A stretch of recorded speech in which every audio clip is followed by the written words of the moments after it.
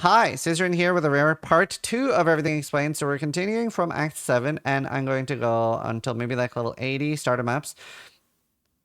Depending on how fucked I get on the Ice Nova of Frosty Bolts, I might transfer, but I will try a few runs. But I don't want to just say like, hey, skip 3 hours because I got stuck farming it. And getting Ice Nova Frost Bolts can be a pain. So we're currently on Hardcore SSF for level 53. And just to start off the video, we are using Frostblink, Arcane Surge, Grace. I have mediocre wand here, pretty good wand here. Automation, Arcane Surge, Arcane Cloak, Clarity, Eternal Blessing in a Life Helmet, mediocre chest, mediocre ring, really good ring, really good, especially if I get a Regal. This is actually hype.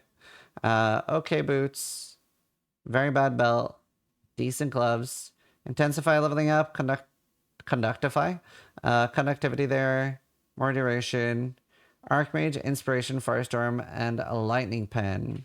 So that's where we're at. We're like halfway through Act 7. I'm basically inventory find. I think I have some random trash in my one stash tab. But mostly just have everything in my inventory. It's also just like kind of proving the point that you don't really need a stash tab to try the game and like start playing. So like it's very easy for you to see if the game is for you and if you enjoy it. For those that aren't familiar with the Everything Explained series, it's basically where I try to explain the majority of the game and everything I come across. Obviously, this is part 2, so you should have watched part 1 before watching this, because I'm not going to re-explain, unless I do it on accident, anything that I've already explained in part 1 in part 2, unless I just forgot that I explained it. See, we need to find the trial. Conductify would be sick, to be honest.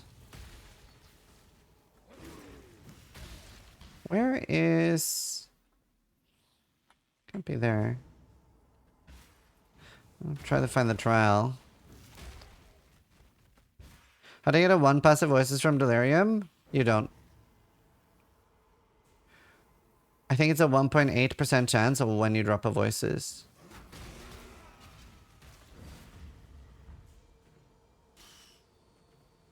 Swoop. Alright, we found the trial at least.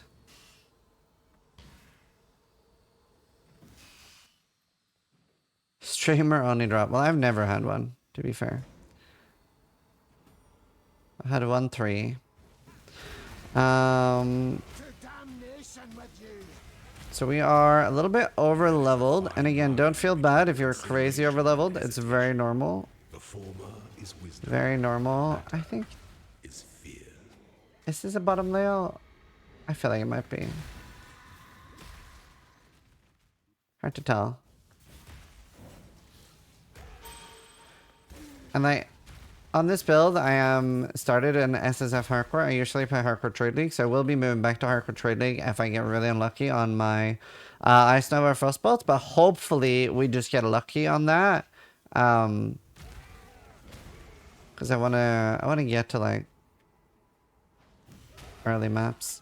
Now, am I leveling a Grace? I am. So, especially because I'm hardcore and our early defenses can hit on the gutter, I definitely want to try to get a little bit of early defense. So I'm leveling that up.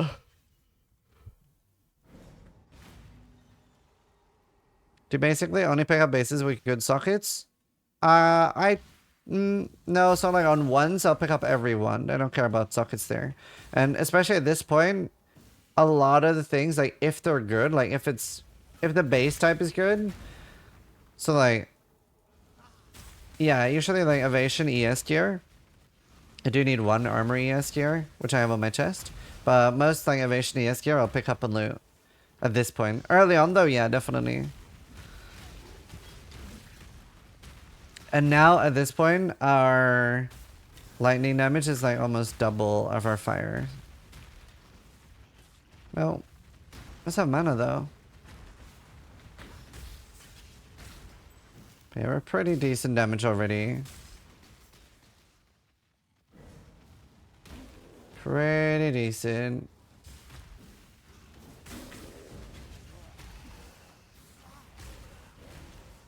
already. And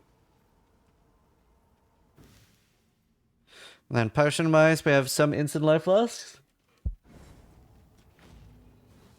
And again, you want to be careful with these bismuth flasks. Like now, well, okay, so there's a few things you can do. Like if you really want this to do the league mechanic, like now I wouldn't go do the boss, right? I would make a new zone. Because I don't want to deal with buffing the boss unnecessarily. So if you find something like that near the waypoint, you can do that. I would like to upgrade my left wand. Obviously, don't really need to. We have basically 3k life. It would be kind of nice to use a mana flask instead of a life flask right now, I think. Because we are a minor emitter build. So it can be a little bit scary to get bursted down right now. That's most Eric.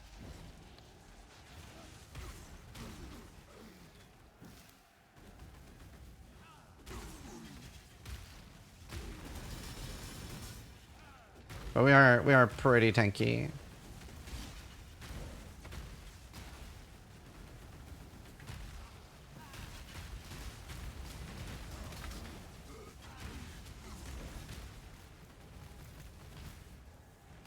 Pretty tanky, good damage. We still want to pick up a lot of stuff to get a lot of ults, shit like that.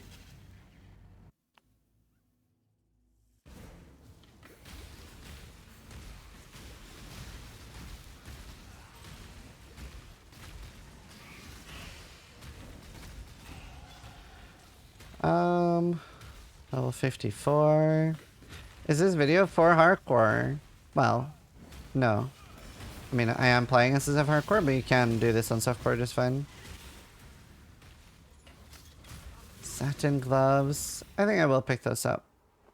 Even though they're like pure yes. And I really would want evasion on my gear.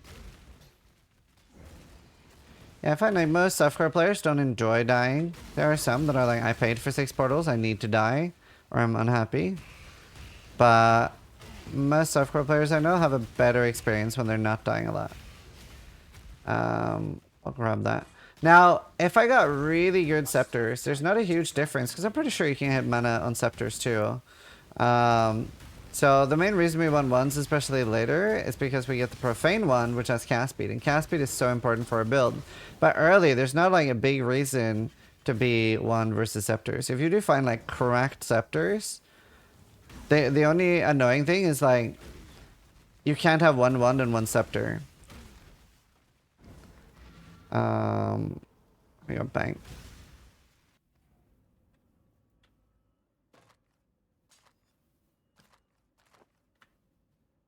To be fair, my gloves are very hard to beat. Let me go empty my inventory. Now, you can take this Grust's necklace, but I find that very often I end up forgetting about it and it ends up staying in my inventory for a long time if I haven't found the stupid altar. And I think I've already walked past it. So, you know, if you leave the zone and you haven't found the quest, which just gives you an amulet or some shit, you can just bin it. Like, you can't actually destroy it, you have to throw it out on the ground. Grust.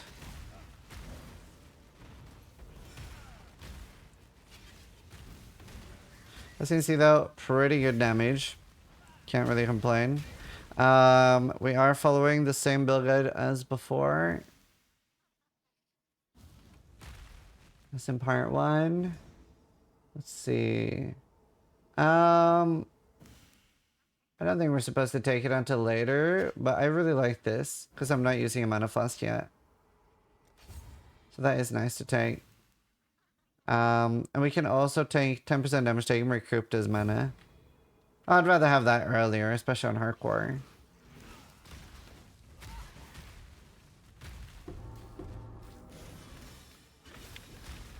So that means that every time I cast something, I have a chance to just gain a bunch of my max mana.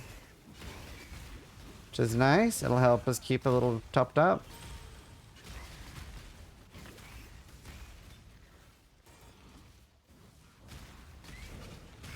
At this point, what is better? +1 all fire skill gems or +1 lightning skill gems? So neither, because we're not really scaling with gem level. And lightning skill gems wouldn't do anything, because we don't have any. We only have conductivity. That's the only lightning skill gem. Like, it is still a fire skill, even though we're dealing lightning damage with it. Doesn't, like, change.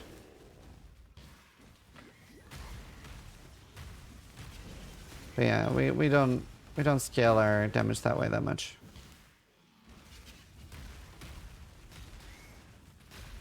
Hey, how you doing? Thump, thump, thump. Look at those. Beautiful. Is that armor ES base? So it wouldn't be too hard to like get it. If it is really good. Doesn't really have anything. When are you turning your Grace Aura on? Probably maps. If I turn it on. Mercenary Lab is gonna be what we're farming later to get the actual enchant thing. I'm gonna do Crow Lab now, I think. It's just easier to color. I could just wear Purius. It's pretty easy to color Purius too. But I do need a few red sockets.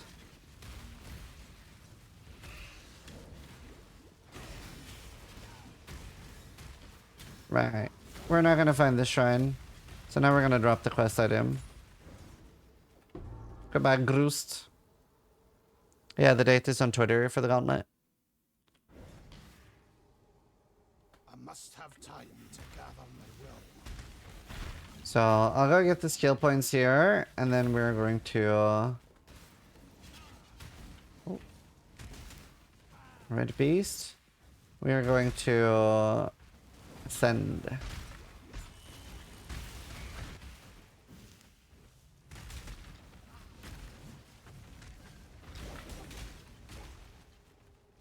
Thank you, Mega Mind and Resuve.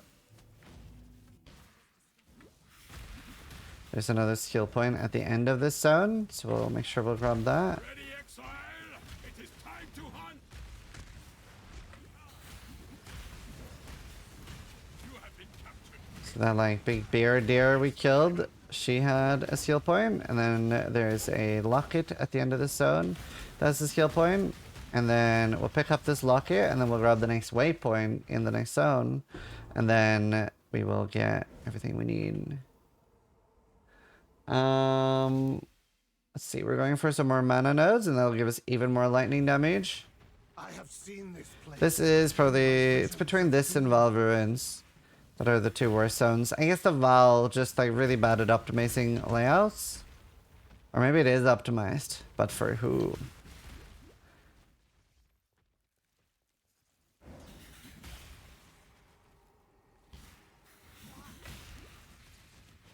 This is a bit of a rare layout where it's like far left.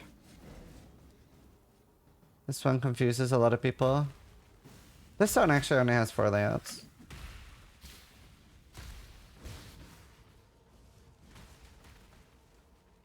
Alright. Let's go back to town. So There. you will. I bear witness to ID everything. There's nothing really good. We already have better gear there. Till next time, shall we keep safe? Alright. Get another. Let's see. We're going up first. There, we're going for Prodigal Perfection, and this is really nice. 2% increased spell damage per 100 max mana, and we have 1,300. When we get this, we'll have 1,500. So we can get up to 40% increased spell damage from that 1 point. So that's very nice. We're now going to take Soul of Ralakesh, because we have that now, and that's 25% reduced physical damage over time while moving, and moving while bleeding does not cause you to take extra damage. So that makes the bleed immune less important. It's still pretty important for Corrupting Blood, because that's different, but definitely a good upgrade. So we're going to go into Crew Lab now. Swallow variant looks really good. Swallow's really cool. Now, I don't bother look up PoE lab, but especially Merc lab onwards, we do want to, because in lab there is something called dark shrines, and they can give us extra gem crafts, like an extra enchant. Twice blessed.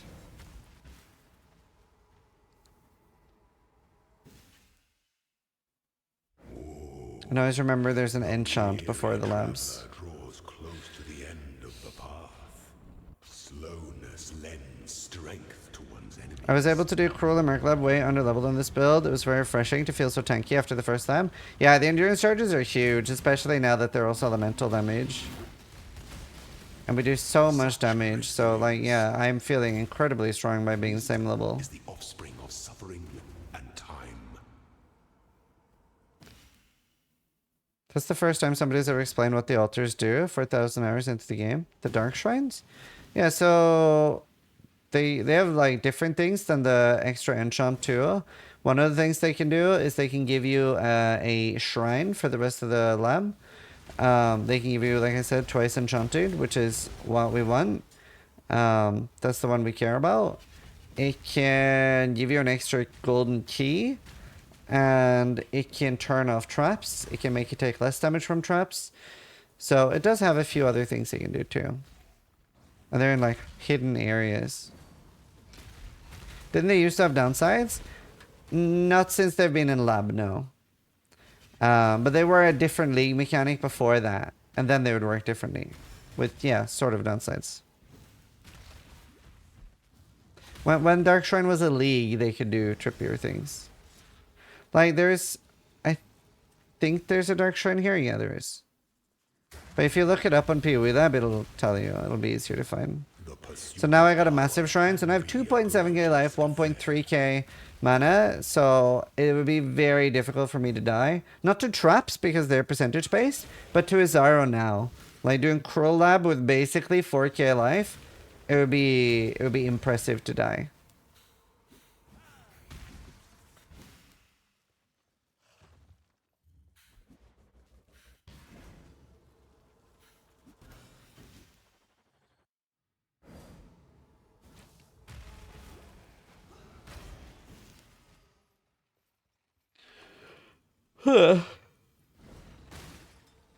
We're just going through, and then what are we picking up in this one?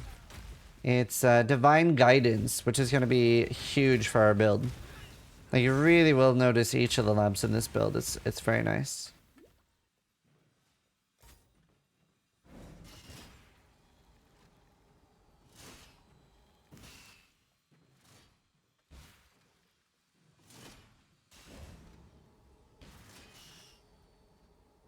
Impress me. No, I'm gonna try to disappoint.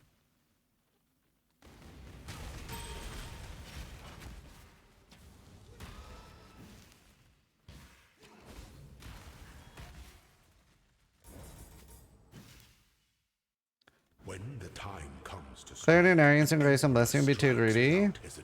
Yeah, I think so. I am considering it.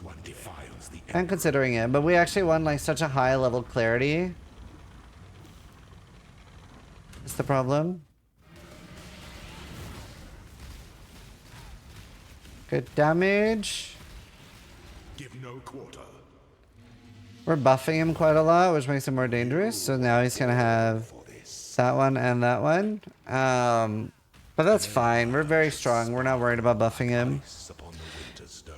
No, I mean, I am going to use the font in Cruel Lab and hope that I get the Ice Number Frost Bolts, but I'm unlikely to hit it in normal and Cruel Lab. I'm a lot more likely to hit it in Merc Lab because then we have the option that we can get, which is like turn it into a transfigured gem. So it'll become some sort of Ice Nova transfigured, but it might not be all Frost Bolts because there are multiple. Yeah, date for the gauntlets on Twitter. How much armor would you go for to not get one shot? Armor doesn't help you not get one shot. Unless you have 200,000-300,000. Armor is good for small hits, not for big ones. So it basically serves the same purpose as one evasion. Like you just want to have other defenses like endurance charges, like raw HP pool, damage shifting, like taking, for example, Let's say that you have 0% mitigation, right? You have 0 armor and you have no endurance charges. Then something like 10% of physical damage taken as fire is huge because now you're taking the damage on your 75% fire resist instead of your 0% physical reduction. So armor is really good at small hits, really bad at big hits. Empire awaits you with open jaws.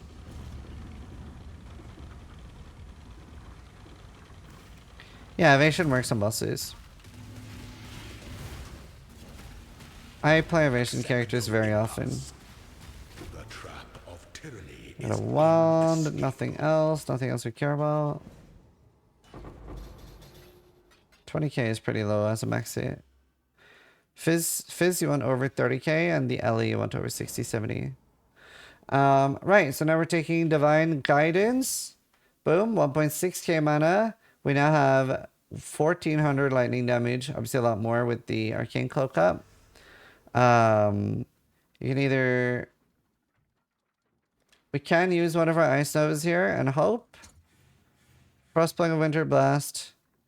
We do need Frostbolt of Wintry Blast, actually. So that is really nice.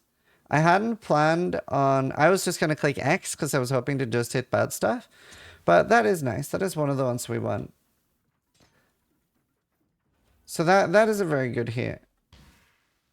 That's one of the main things you'd want to hit in normal and Crolab. And Merclab early.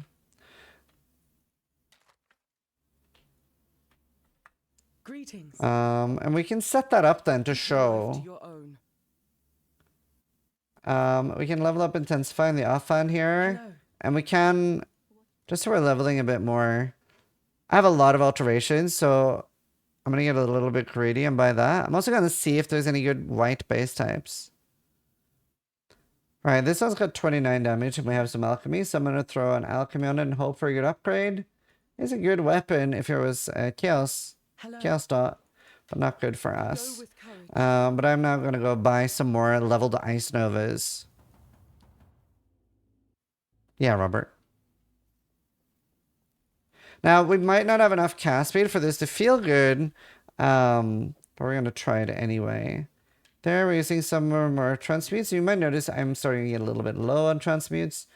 There, right. Let's see. So now we have to go look at our endgame setup. Frostbite of Wintry Blast is with faster casting.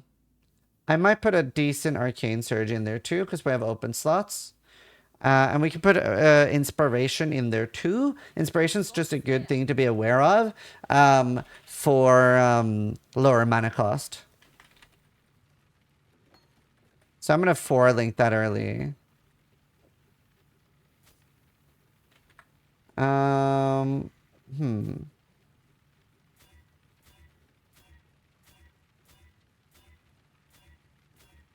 Okay, what I'm gonna do now is I'm gonna move these down.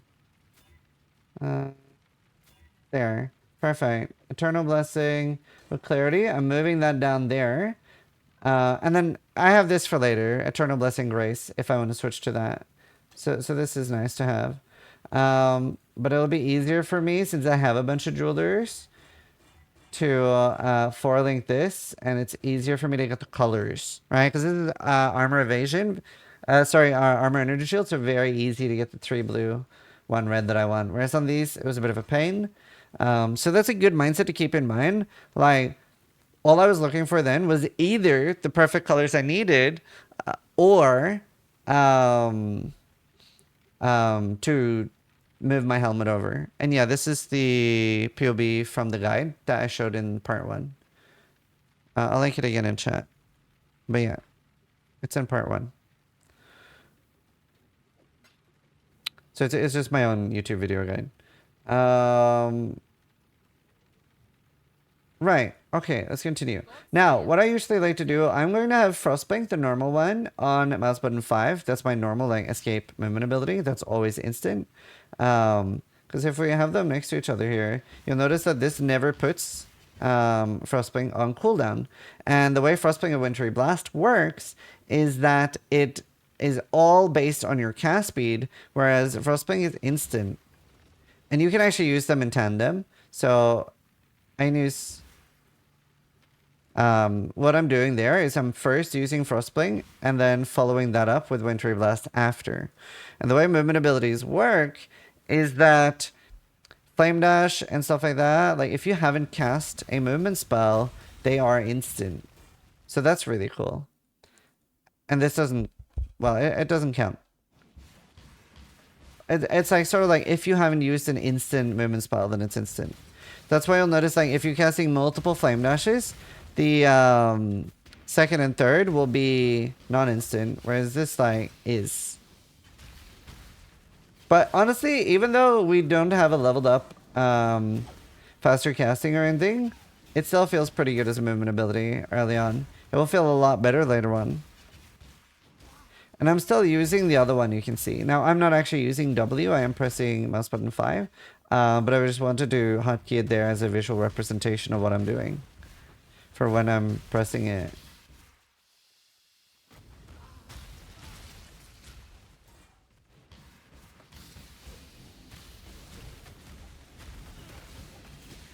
We have even more damage now after ascending. Now, we don't have a way to like regain our ES super easily. Later, we will have good leech, which will help a lot.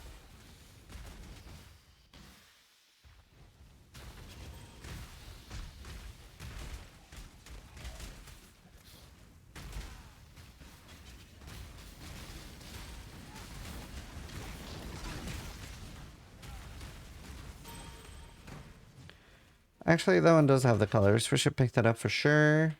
See if it's good. It is. It is good. Really high ES, which we like. Lightning res and an open suffix. So we are going to be switching to that.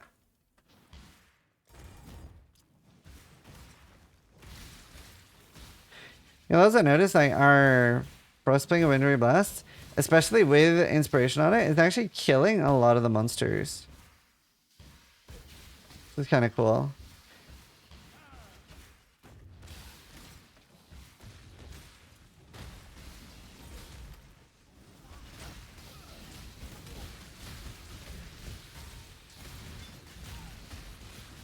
Three transmutes, that's huge. We are going low on those.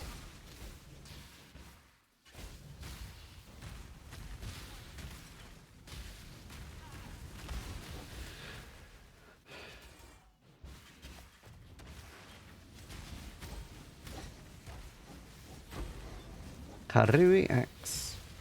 Getting a lot of melee weapons that I don't need.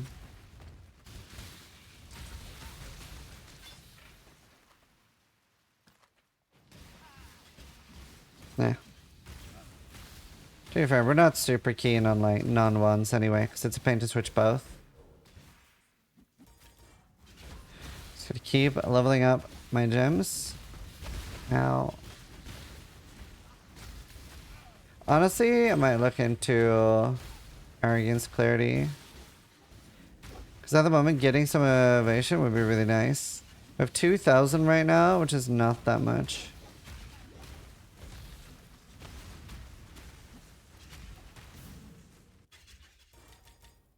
I'll do that after our Kali.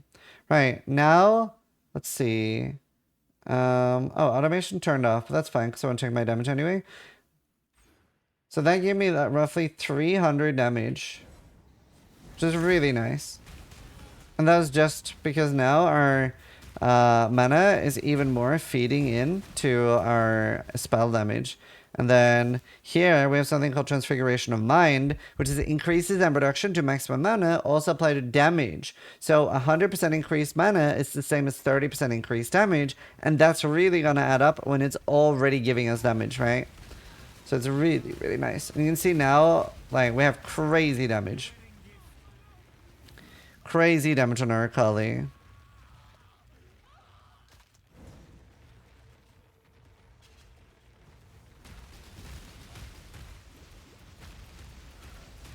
Point.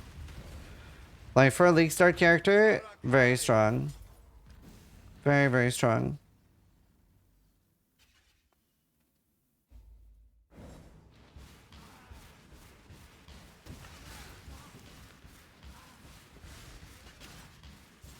It's so nice that we got the Frostbling and Wintry Blast early.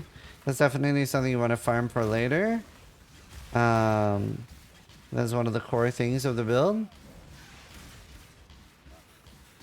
I'll make the video go a little speedier too. It doesn't actually affect our like actual damage output. It's just a very nice quality of life. I can't remember. Are there other Frostblinks, or is that the only Frostblink?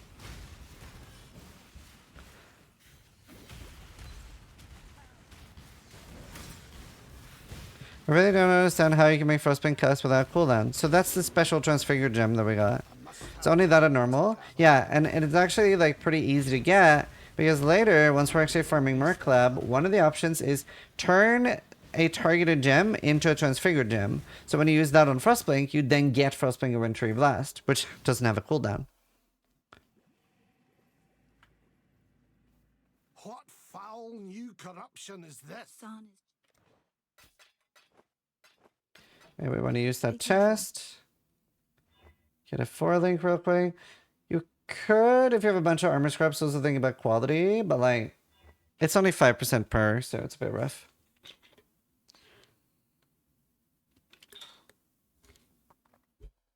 Merc Lab is the third one. Great question. Third lab is mercenary or merciless.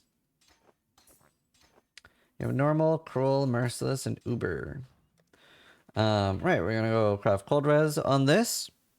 See if we have an alchemy. This is definitely like a decent item, so it's worth using my alchemy on it. There, 76. Goodbye. True, Urban Lab is eternal. Normal, cruel, merciless, and eternal. We call it Uber. Why farm the third lab instead of first or second? So in the third lab, you can get the option, turn like I said, you can get the option, turn it into a transfigured gem off this gem instead of this color. That's the distinction.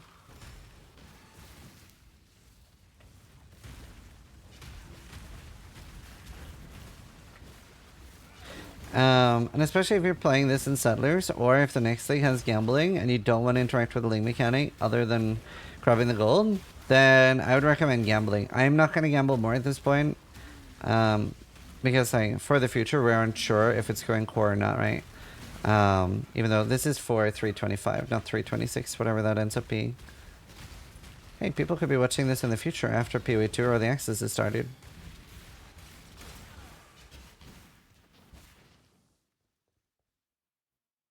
Took me 4 to 5 hours to get Ice Nova and Frostbite. I consider myself lucky. Yeah, you definitely can take a long time to get it. It is RNG.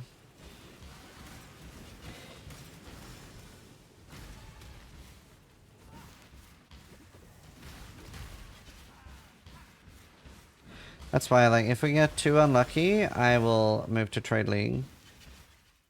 Ah, but it would be really nice. Maybe we just edit and say how many hours I spend using it, because it would be really nice to actually get the exploration of the Star of the Atlas. I really don't want to... I really don't want to skip it. Hey, Lucy.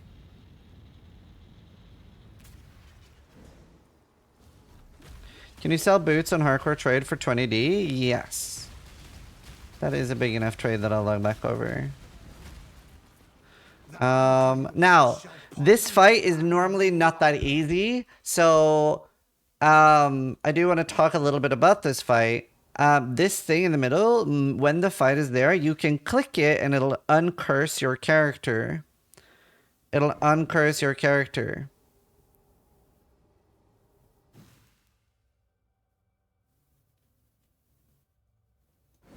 So, yeah. It is good to know. A lot of people don't know that. The game doesn't really tell you.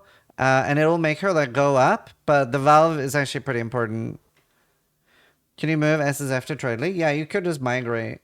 But somebody was asking me if I can do a quick big trade because somebody wants to buy my old Trickster boots with the perfect implicit already. Yeah, just chuck me a trade real quick and then I'll go back to what I was doing. Or are they? Here. It did cost me quite a lot more than 20D, but I'm just glad to actually sell them. Who was it that wanted them? Hey, I'm here. I have D&D on while recording this video, so hard for people to buy my items.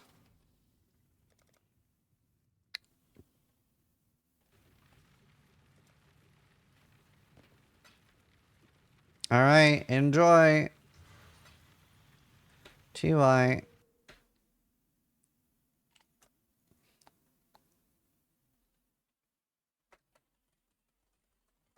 There. Corpa. Yeah, they're nice. They were worth a bit more, but it's hard to get people that need perfect aluminum boots. Right, let's see. For the reward, what do we need? We're kind of low on cold. So we don't need lightning as much, so we want fire and cold, really.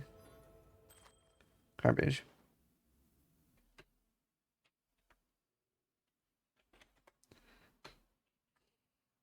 Are you happy now, chat? What does SSF mean when you say you play hardcore SSF? Solo self-on means you can't interact with, trade, or play with anyone else. The only thing you can do is slash ladder. You can see how other people in hardcore SSF is doing.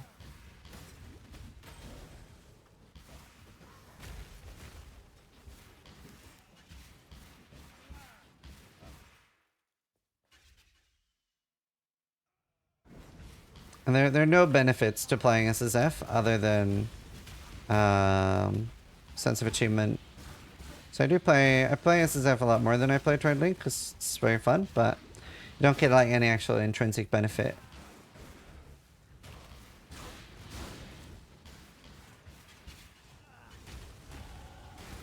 Right, so in this zone, the quest item you need is always like very, very early. We don't have any crazy soccer requirement for my boots. I will pick that up. Always looking for really, really good boots. So right now, I will still continue to pick up every item until we get to that like diminishing return of like, let's say like 80 life, 1 or 2 res with 1 res craftable. Then I would like start caring a lot less about picking it up. So yeah, first you get the quest item here.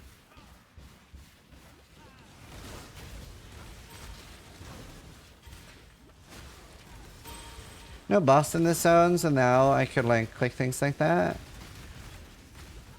Those mana rings are very scary. What they do is if you're in the blue part of the mana ring, it starts draining your mana. Very bad for our build since that is our defense. So we want to be very careful with that. We want to stand either on top of it or outside of the ring. Now, in this zone, I have a bit of a tip. This isn't super necessary when you're a new player, of course, but it's nice to mention it so you might remember it in the future. So it generally very often will look like this. So to the left, we have the quest for a skill point, but to the right, we have the next zone. What I like to do is I put a portal there in that crossroads so that I don't have to backtrack as much, because I hate backtracking. Whereas this saves me that. But you can just go do the quest to the left. This is annoying. Right. We do... Normally I would bother, but we're not going to need that much sockets and stuff. It's fine. That's annoying that dropped. Right, now at the waypoint, I can go back to town. We could if we really want to. It's probably not a bad idea to go grab those 6 sockets, since we're actually going to continue gearing. There, we're just going to vendor everything. And then now we're going to go down the portal here. Are you using the flasks or are they used automatically? No, they're not used automatically. At this point, it's pretty hard to get automatic flasks. But later you can with the instilling orbs.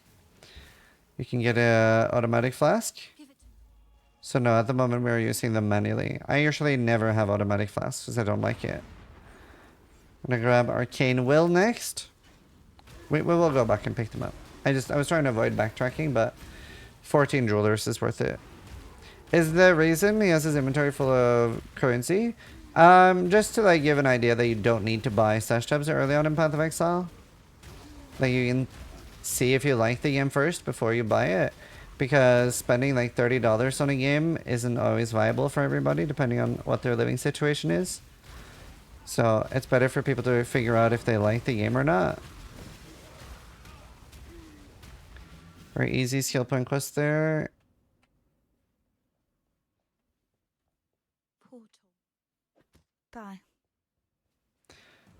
You get a stash tab for free? Yeah, you get 4. You get 4.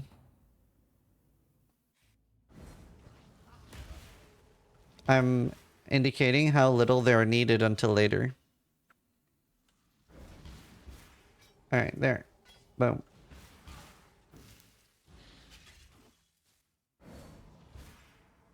Yeah, this is part 2, so we have part 1 going up today, I think. I would have continued yesterday, but I was at a wedding. There. Boom, Arcane Will. Our mana is now 1.9, and obviously this is huge because our mana is part of our tank, so we're very happy with that. In this zone, there's a really cool telltale sign of if you're going in the right direction. If you see decapitated guards, then you are going in the right direction. It'll show you the correct of where you're coming from and going to. So that's a nice sign you can look out for. Like here, we see another decapitated guard. So then we know that we're on the right path.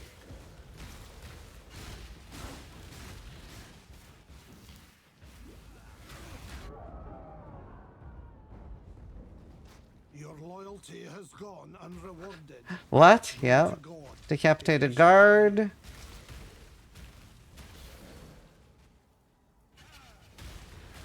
And that's how you navigate this layout very easily.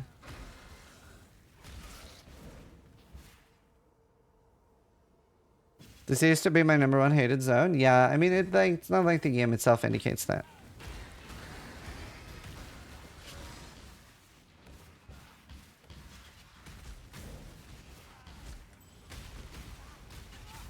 Definitely a very bad jewelry, so...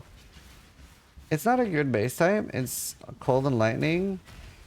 But I do have crafted lightning on something, so I can throw my Essence of Doubt on this. Nope, didn't hit anything.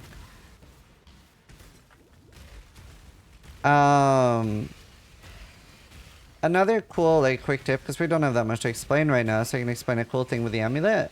If I didn't have a good amulet at this point, but you might have a bunch of, like, random essences, or even alchemies that you don't really need, but you maybe really need a good amulet. And let's say you only have very bad ones at this point.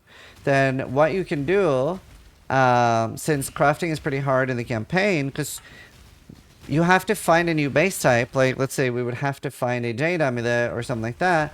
But if you can use the Onyx, which this build probably can, for if you sell any amulet with a red, a green, and a blue gem, that will make it a white Onyx amulet. So that is a really nice thing to throw some essences on if you have a bunch. We've been pretty unlucky with that. But yeah, any amulet and a red, green, and a blue gem. So that's 3 wisdom scrolls. To save yourself a scour, basically. So it's a really nice recipe to know about. Hey, Orange. The new tunnel Easter eggs worth using? Oh, what's the new tunnel Easter egg? Do you mean Blight?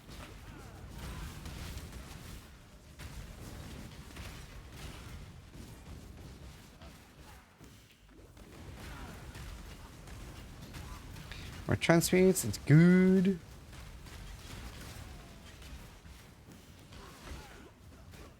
Most advanced players will be using Frostblink and Leap Slam because it's a lot faster while early yet.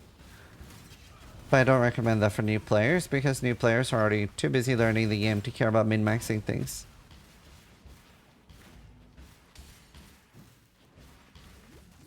No, all the like hidden recipe things they added recently, they're kind of annoying. You can always anoint in the stash tab. Pretty sure.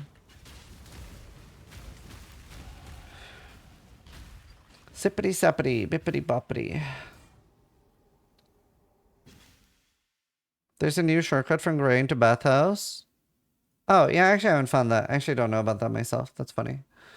Let's see. Have we filled out the points? We should be 56, but we have a few more points. Right. So now we need to click level 68 Merciless Lab. That's what we're going to be doing next.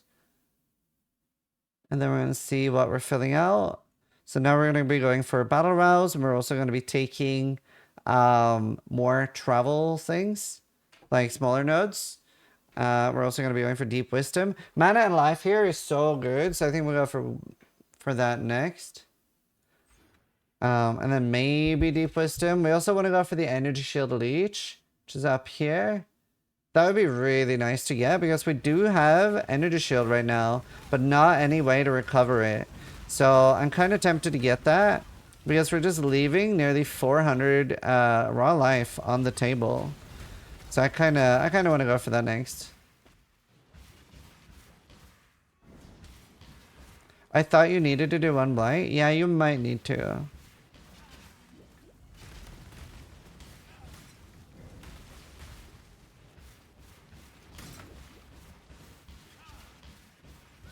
I wish I could understand PoE, but my IQ is below 60. Well, that's why I do this series. This like explains every single step.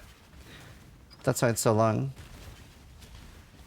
Like these are usually like 4 to 8 hours on YouTube. This one will be longer because this has 2 parts, but even more detailed.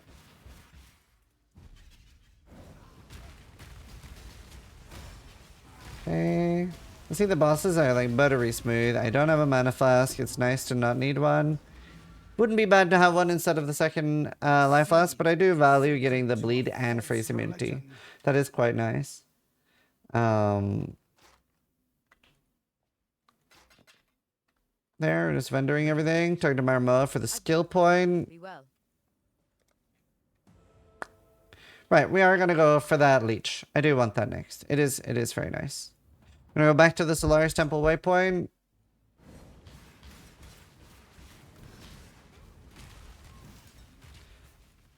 No, I don't need a Divine Mana Flask. We're okay. We do want a Divine Life Flask. That will be our Endgame Life Flask.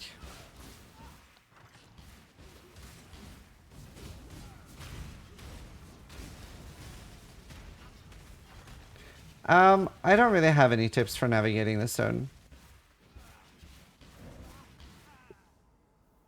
Don't really have any. 30 dex would be nice now to like keep leveling out my grace.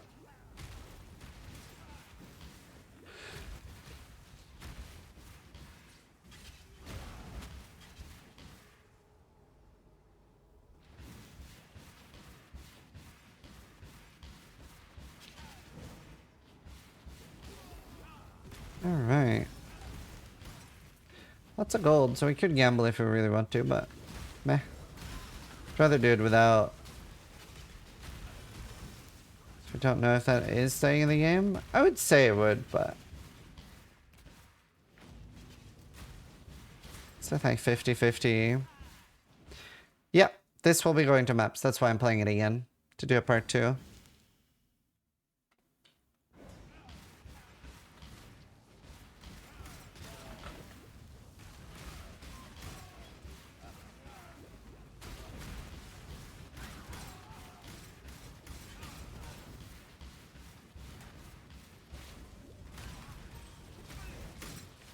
So nice that I'm clearing with my frostplate. Definitely is cozy. And obviously like my gems on that will be leveling up too.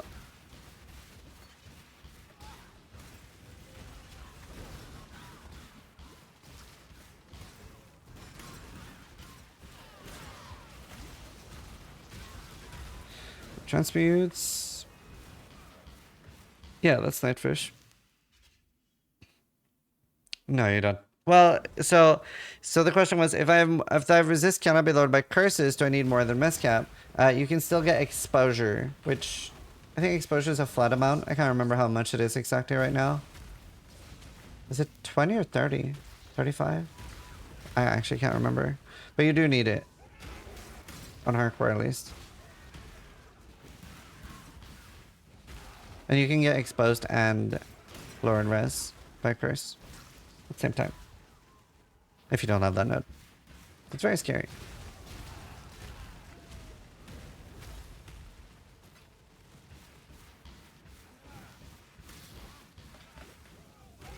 Are you planning to get Leech and SSF? So this is already in the build guide, but we do have that from the implicit on our glove later on. But that's more of a mid-game thing. You could also, if you get lucky, there's a ring. What's it called? Valako's sign, which isn't rare to find. Sins, piety, but I will never forget 20 to what 30, I you did think. here. Yeah, that sounds right. Minus 15 to 25, depending on map color. I can't remember exactly how much exposure is, but it's around that. I always like overcap. And if that, it doesn't matter.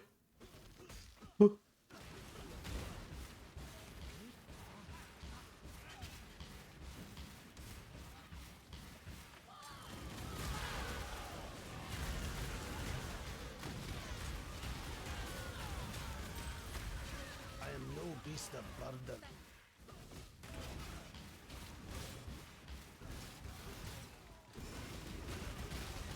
Good vibes. Okay. How do I avoid being frozen in this build, or am I just shit? So early on, you want something like Immune to Freeze, and then later on, we get it from Pantheon, Soul of the Brine King. I'll explain how Pantheons work once, well, how upgrading them works once we get to maps. This, in 325, it's Coral Runes, I believe. Really want more decks. We don't really need more strength. Like the Eternal Blessing leveling up isn't like super important, but the decks for the Grace, like that is pretty important if I want to use Grace.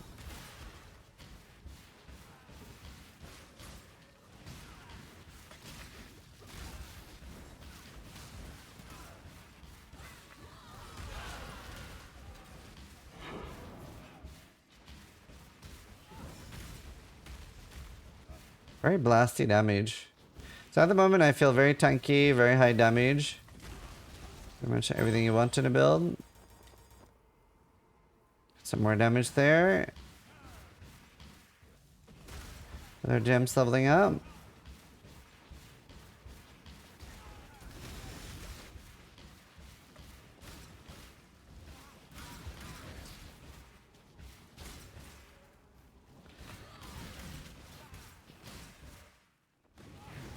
Might as well kill boxes.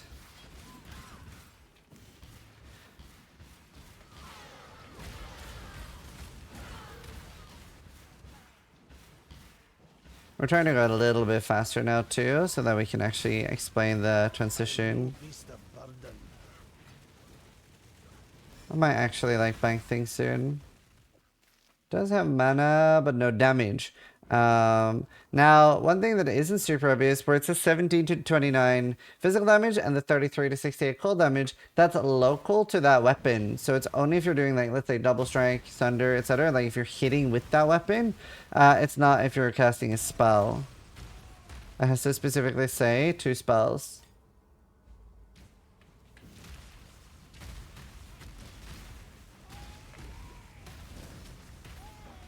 Very easy boss. Got a recipe up here. We got the moon orb. So now we have the sun orb and the moon orb, and we can proceed to kill the boss of the act. Vast as the night. No, nothing good. Right, let's roll this. So what I'm looking for now is instant, but I really want instant with either freeze or corrupting blood immunity. Or nothing, because if I have nothing, then we can use beasts. So I'm going to keep this for later. And then we're going to really try to find some beasts.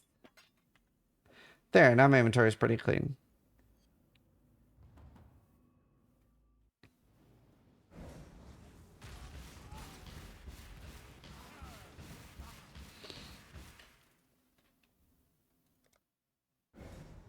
I really should take 30 decks as my next point. We should also go do Yugal. It's a side quest for a skill point.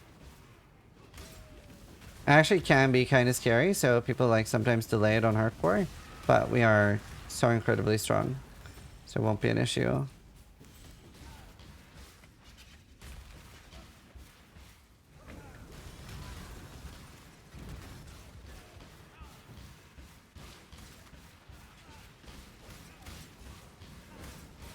You will mock ass. That's fine. It's not a problem. I must have time to gather my will. So we'll do the act boss. This is a little bit scary. They do have a lot of moves. The blue one, Lunaris, she places like a circle you want to like not stand in. And Solaris, I'm gonna try to let them do their moves so I can show them. But obviously, like if we are just one-shotting them, they just die fast.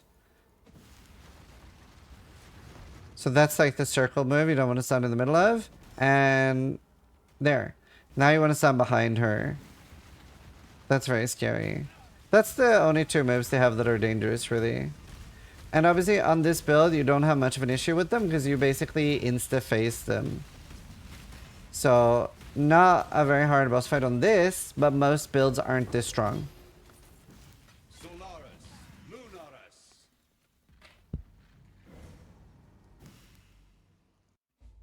Do you care about poison immunity before maps? No. Mana and all res and energy shield.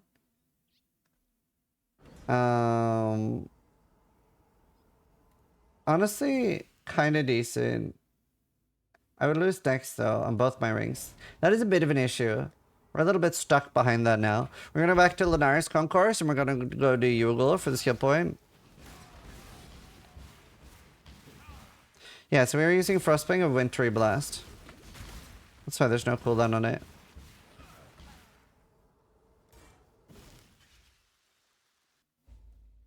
Exclamation mark Archmage is the guide that we're following and doing right now.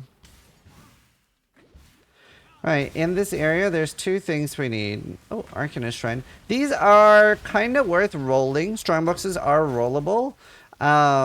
So using a few alterations and getting either a percentage quantity or the other stat, which is like additional items, it is pretty worth it. Especially early. So we want to do that quest. It can't remember what it gives. It gives something. Oh, a WoW essence. That's huge for us. Whoa! But we also want to grab the trial here.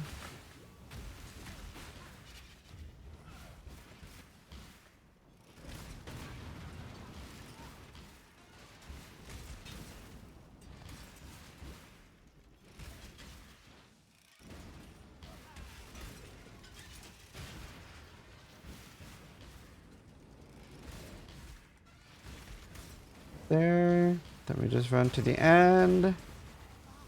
Stand on top of that so it doesn't burn our mana. And then you can see that we need 2 more trials.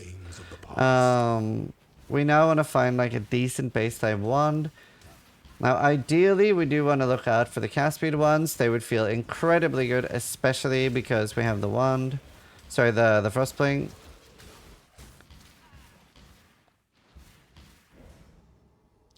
Is there a better way to drop the Kitava helmet? Having a decent amount of rarity and like there's some scarabs with like the anarchy scarabs in the late game that you can farm, but like just wearing rarity gear, you will drop them quite a lot. They're very common. I've dropped a little bit over 100 this thing. Maybe a bit more. Beasts can be decent. I'll pick that up to sell it.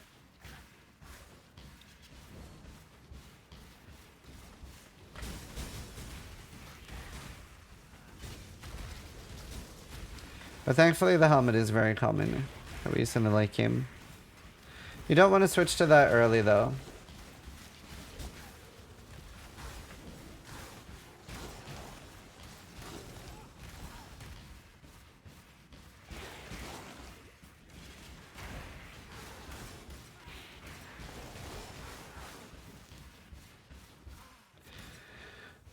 Alright, let's see about swapping our Grace in so we get some more defense. And we have so much life anyway. With crazy life, crazy tank. And I'd rather like protect against attacks a little bit. And we have pretty good defense against spells anyway because the endurance charges are affecting.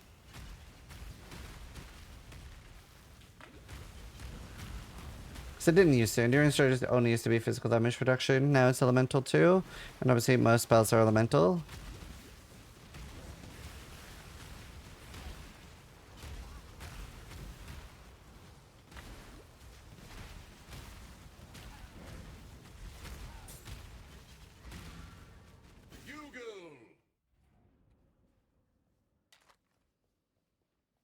I'd thank the gods, but you seem to be taking them out at an alarming rate. So you found them. No easy. We'll take another cobalt. Nothing good. Selling all of that, and then we're gonna check the vendor, see if there's a decent wand we can buy. Moving up here, soon we're about to get leech. Hello. Right. Any cast speed ones. Just percentage. And no white ones that are good. Unlucky. Watch yourself. We're gonna wait then. Talakota. Okay. We have all the passives in this act. We'll continue. Now, on hardcore, very frequently, I will level here to like somewhere like 60. It depends on the power of the build, but like 64 to 70. Sometimes 72. It depends on how early your build comes online. But this is a really good zone to level.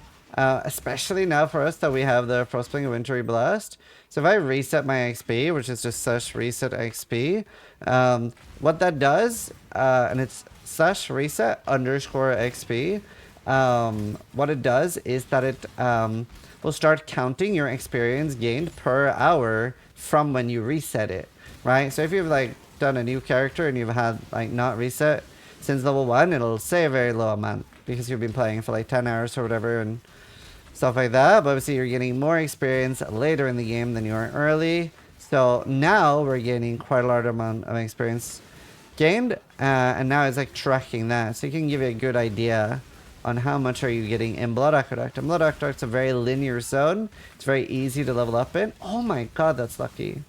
Very cool for us. I'll explain that in a sec. But yeah, very good. So that is a rare monster where all of its minions will drop a rare item, and it happened to pick Coiled One. Now sadly the implicit is very bad, it's just low lightning damage, but we do get a chance at a bunch of ones. So if the wand itself is really good, then maybe we'll get an upgrade for our left one, because our left one is very bad right now. So with this many ones, we should get one upgrade. Okay, I'll explain why like these aren't good. This only has mana. That's the only beneficial stat to us.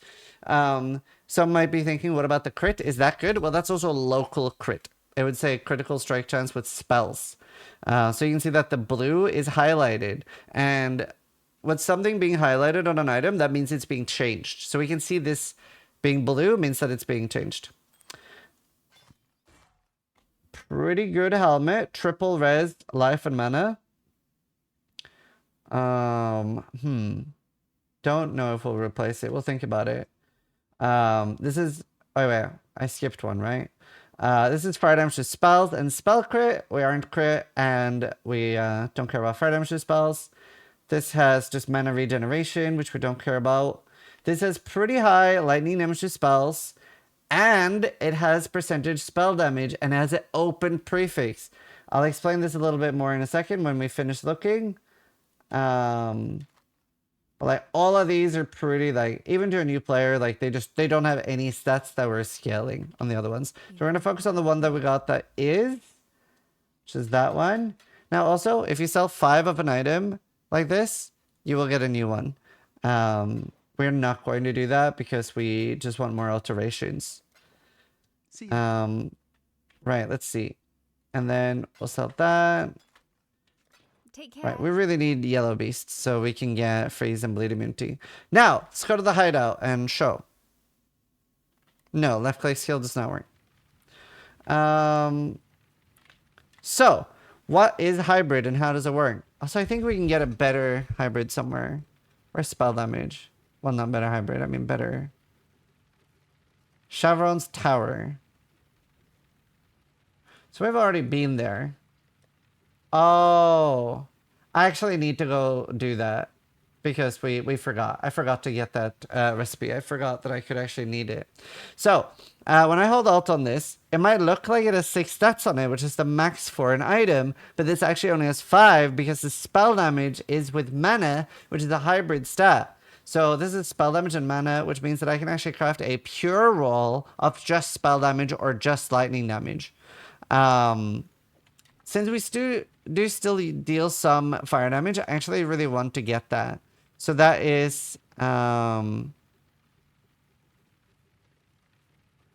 here in the prisons. We actually need to redo this because I was lazy. We need to redo this.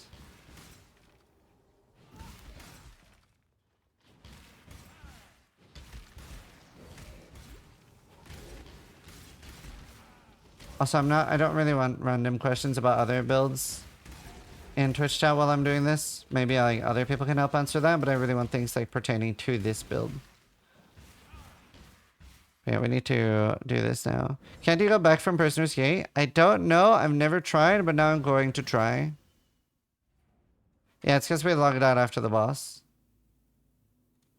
I don't know if it'll let us go back here. No.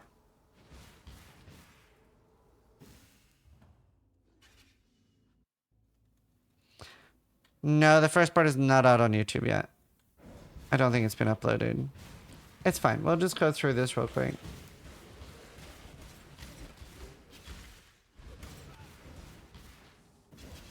Frostblank of Wintry Blast.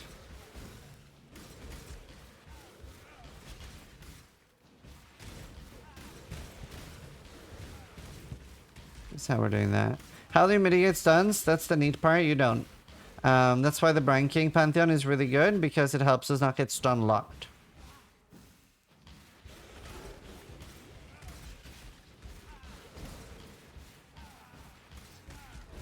A lot of people buy a jewel that's called... I can't remember the name of the jewel right now. What's the stun recovery jewel called? It's quite expensive though, but that is generally what people eventually end up doing on this build. Immutable Force.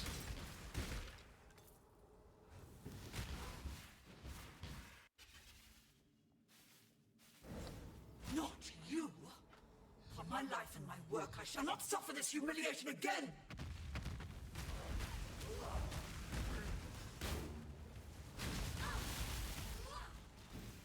So normally we wouldn't have to redo this, but I really want actual pure spell damage. And my left wand is so bad, so it's very nice to be able to replace it. Alright. And this is how you would normally, probably have this anyway. There. There. Since we need that, now I need to get another blue socket on my Vand.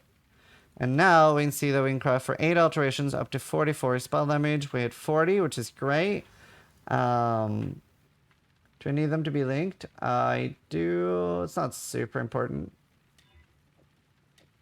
But we'll do it anyway. Could have it. Right. And sell our old one. But what about this helmet? This is less mana than my current helmet. A little bit more life. A little bit more energy shield. And has triple res. The res on my helmet is so bad, so we're definitely going to switch that out.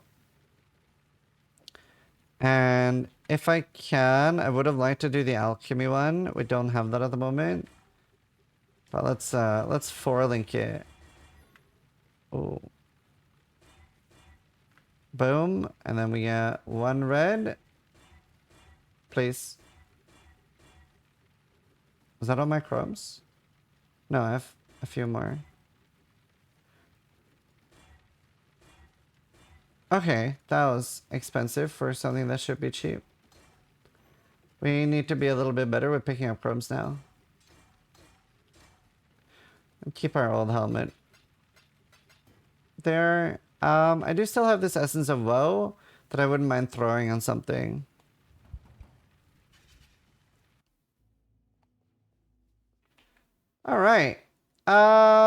So, since we're only level 61, we're a little behind. Well, not behind, but we're not like very comfortable in levels.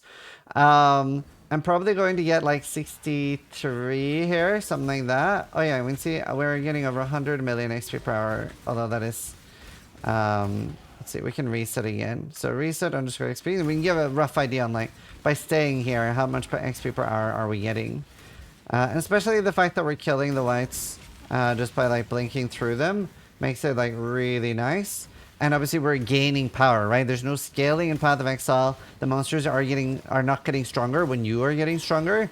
So we are, you know, outscaling them, which means that this will go up and we'll get stronger and stronger. This is a mechanic called Abyss. And the way that works is you step over it and it starts opening a crack with monsters coming out of it. Once you kill the guardians of that part, so like a few of the rares, it will progress and it'll continue all the way to the end where it either opens a little chest or a spire. And the spire can give you a special belt that you can fit a jewel inside, a special abyss jewel. This can be really dangerous early.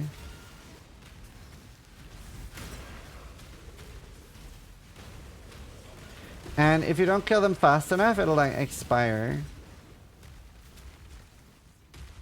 So here's that little chest. It'll give us a guaranteed jewel. Hypnotic would be the caster one. Ow.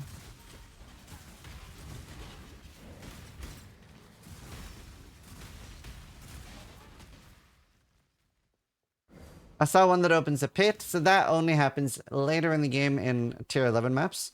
But that gives you a boss.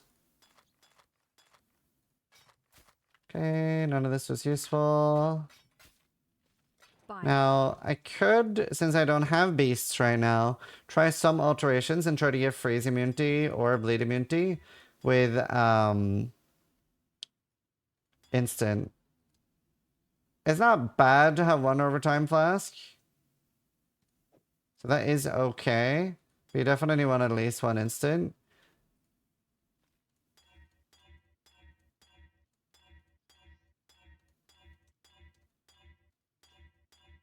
Okay, so now we got instant with freeze.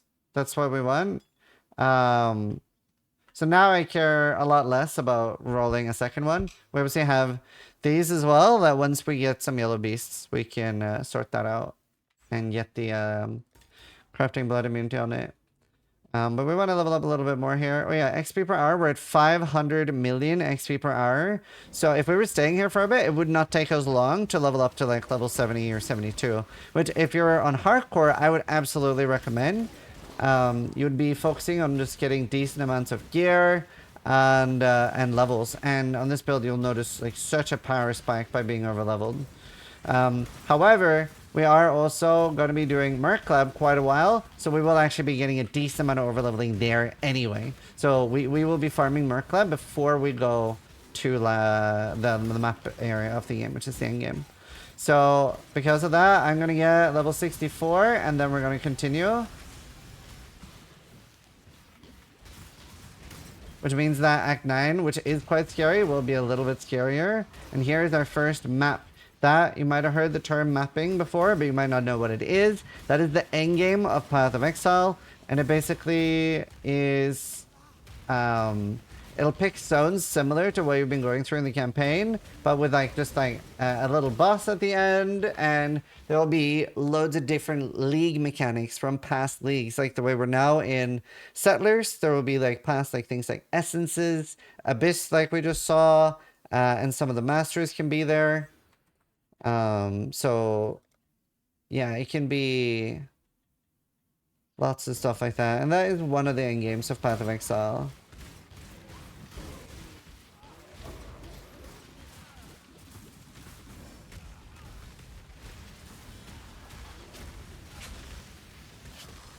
Alchemy, it's really good. It's like very, very nice zone to level in. And the reason why it's nice to farm here is because it's kind of linear, right?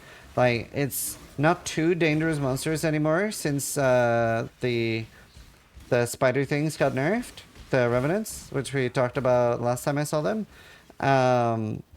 They have been nerfed quite a lot. They're still dangerous, but not as dangerous. So it's a very nice zone to level in. It is honestly still quite scary though. It's more the fact that it's linear. So as you can see, it's going to take me no time at all to get level 64. And even on softcore, like, people will level here a little bit.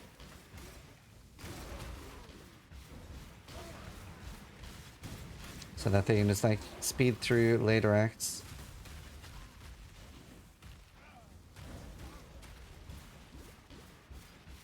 See if the ring's any good. Nope. And obviously I'm a little bit locked on Dex as well. Oh, that's one of the things I wanted to do. Okay, I'll do that when I get level up so I have a little bit more Dex. Keep forgetting. Take a sip. What's the worst that could happen? We'll get a level up now. Now, I don't really, especially in this zone where you get so far away from Delirium Mirror, I don't want to like deal with Delirium because it does make everything a lot scarier. So I'm going to hit my B key, which is what I've hotkeyed, like end Delirium, as soon as I hit the second reward threshold here. So I don't want this to go on and make the zone scarier. Now we encountered Stacked Decks. That is a divination card thing where like you right click it and it'll give you divination cards. And then your filter will generally give you an indicator if it's good or not. Neither of these are particularly good, and early on, looking up pathofexile.com/trade will be very commonplace for you and trying to figure out if things are worth it or not. So you will spend a lot of time with that early, which can be a bit of a pain.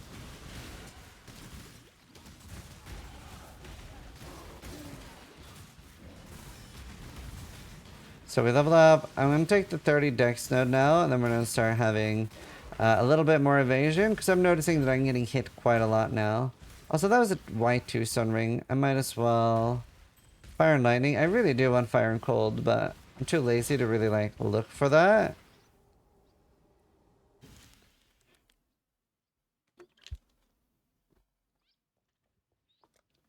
We'll take the 30 Dexterity now, so we can continue leveling up Grace.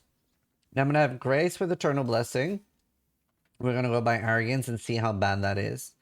Nah. It's also annoying with no dex on my rings. Bye. Right. We will check Irasha. No. What can we do for you? Let's see if there are any good ones. 35 spell damage. So that's a quite... Wait. 82 spell damage. So 110. But there's no flat. And we don't have a regal. So it's probably not better. That is kind of cool. If we had the regal orb that could make this rare so we could craft on it afterwards, it would actually be quite interesting. But we are going to buy the imbued one, which goes up to 37% implicit, and throw the Essence of Woe on that. It didn't hit anything. And like, we're not desperate enough that we want to spend more crafting juice on that. I'm now going to buy Arrogance.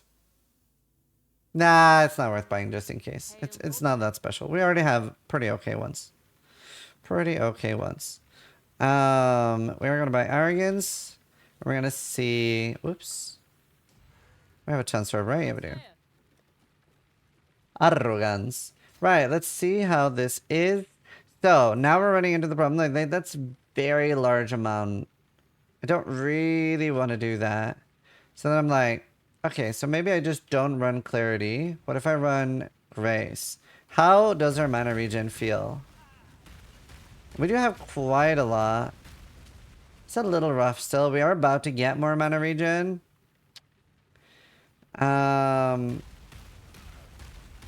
So especially while taking damage, it might be a bit of a pain. It's a tough one. We will also take a lot less damage. So what I can do is I can run a lower level Clarity. So I'm going to move my high level one up here. Lower level one here. And this will make it cost less with levels 2. So that'll help.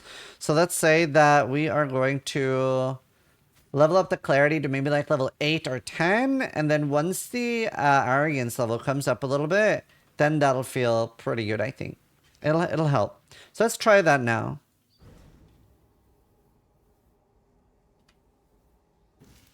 There, and then we're gonna put our lower level one there. Now it's just 70, so we got a decent amount of mana. Let's see how much exactly.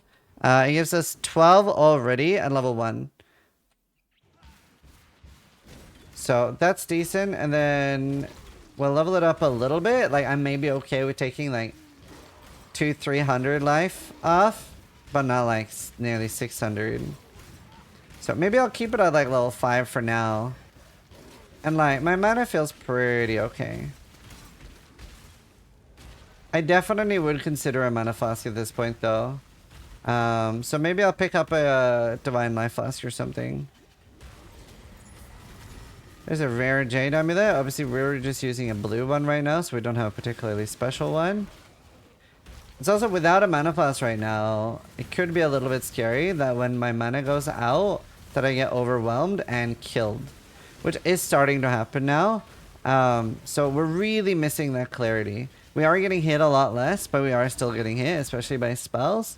So having to balance that a little bit better. Maybe we just try the fully leveled one for now. Let's see how that feels. Because we still have over 2,000 life and we have 1,000 mana covering it most of the time. I think we just have to do that. So, yeah. Then we have 259 mana regen. And obviously we're about to get a little more. That'll feel good. And we are gonna go do the 3rd lab soon. Wow, what a ring. Not the worst amulet either, but it doesn't have any life. The cast speed is kind of juicy though. Definitely tempting. Be careful. But we're not going to do it.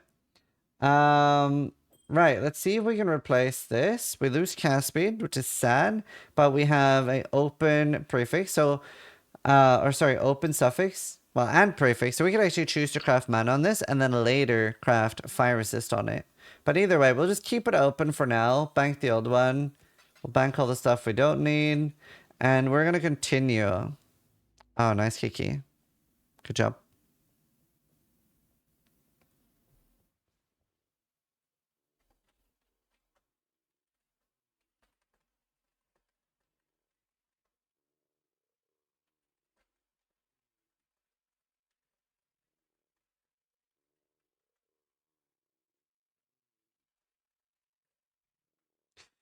Let's see.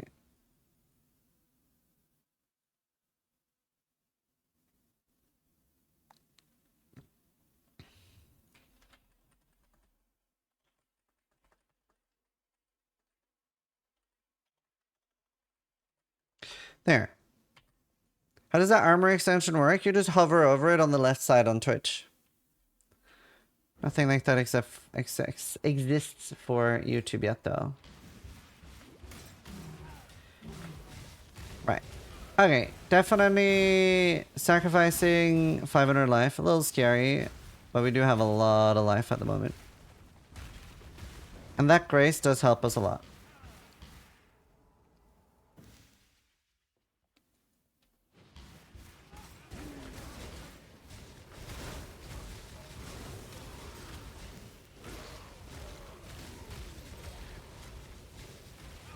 So many blues. So yeah, we'll get a little bit more mana. And every time Arrogance is leveling up, you see that it's actually taking off a lot of my reservation. So that'll go down.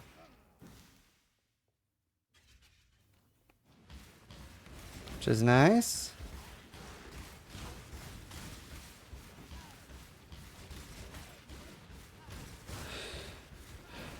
And like a late game thing you can do on this build, you can actually get so much recoup that like you're basically recovering a ton of mana when you're getting hit. And the way recoup works is like, let's say you have 10% of damage taken, recouped is life. If you take 100 damage, then 10 life you get back over 4 seconds. So obviously this gets very strong with a lot of recoup. And is one of the defenses that I used for this for the endgame. Like I got a bunch of recoup. And that felt very good. Especially when like the damage is split with your energy shield and life. In a way, you end up recovering like all the damage you take as the least life. And you already have really good recovery for energy shield and mana.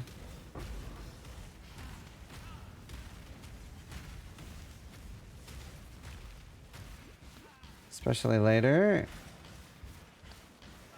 Here's some yellow beasts. Obviously that's something we want right now to fix our potions. Let's see. We don't have the third energy shield leech node yet. We're gonna get that soon.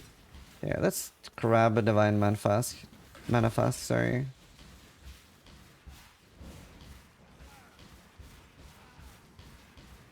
Sit down here. Enduring mana flask could be good as well. That would just add a shit ton of mana regen. Enduring is basically that normally you'll notice that like our life flasks aren't like continuing to heal us once we're full life, but with an enduring mana flask you can actually activate it even when you're full. So once you spend something, it's then like giving you regen instantaneously without you having to reactively press the mana flask afterwards, but at the cost of being worse.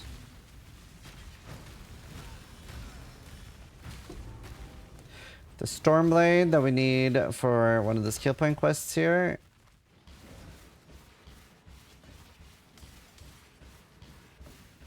Lots of alterations. You might have noticed they've started dropping as stacks now. That'll happen more and more, that you're getting larger stacks, which is nice.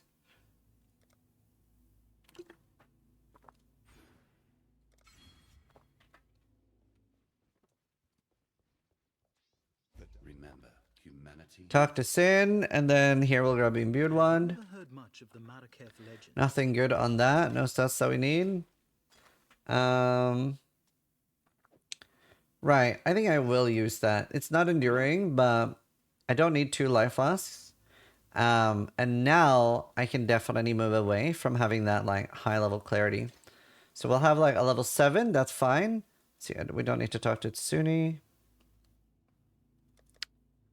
Water from a Coke bottle, good way to trick your mind a little. It's a water bottle. It's not a Coke bottle. So there's not a big difference with wands and scepters, except that there are the cast speed wand is what we really want. And it's a pain to, like, you can't use one wand and one scepter. But if you have really crazy scepters, then yeah, you could use that early. You thought you saw a red label? You did. But red doesn't mean Coke. Alright. Hyping Essence of Sorrow, that like forces dexterity on things.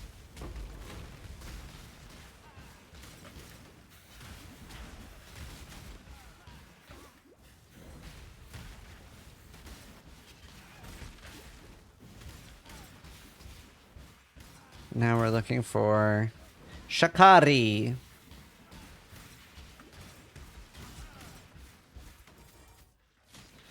I'll probably stop leveling up the clarity as much now. So now the mana flask would be something I'd definitely be looking to press after taking a large amount of damage, because I really want to make sure that my mana stays topped up. Because with the way our build works, we're taking a lot of our damage taken on mana. But if I don't have any mana, then it's all taken on my life, and we don't have that much life. Still a decent amount for where we are right now. But we don't want to, yeah. We don't want to get overwhelmed.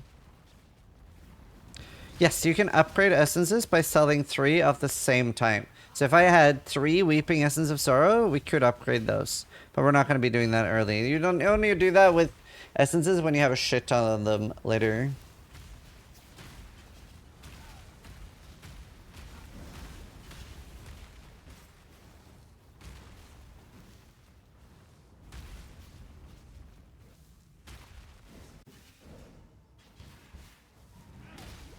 Well, so it's just like 1 mana takes, at the moment, like 0.5 of my damage or something. So like as long as I don't run out of life before I run out of mana, it does kind of add like an extra 2,000 life to my pool. And like later we get even more like more life taken from mana instead of life. So it becomes better later. But obviously, especially against multi-hits, then yeah, like, it's covering me very nicely. Right, I'm gonna take a quick toilet break, and then we're gonna continue. Very, very strong at the moment, though. And we don't even have our endgame gem yet.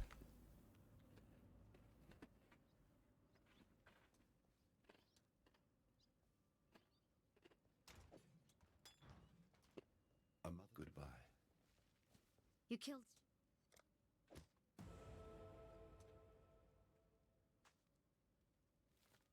Right back. This is neither the time nor the place.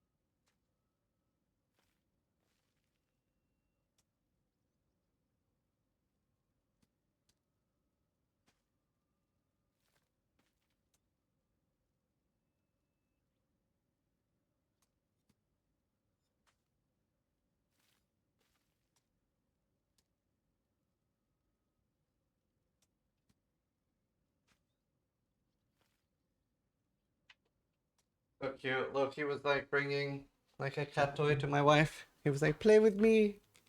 So cute. Alright. Now we're gonna take the 10% of leech is instant. So this is gonna help cover our energy shield up a little bit. So quite nice. And now we're gonna continue here. Yeah, Hardcore as if. Did you farm the Wintry Blast? No. You would farm that after getting your Ice Nova thing. And it's like it's a lot easier to farm because there is only one alternative version. So as soon as you get the option of turn this gem into a transfigured version of itself, you're guaranteed to get it.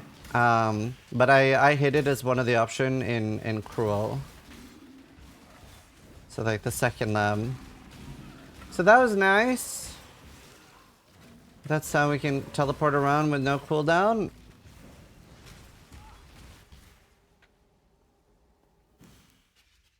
Would you level up this build with a wand and shield? Well, I would assume the answer is no, right? Because I'm leveling up the shield with 2 wands right now. And the reason for that is that mana is actually defense on this build. So we're hoping to get mana on the ones as early as we can. Like spell damage and mana are the 2 things that we really want on this.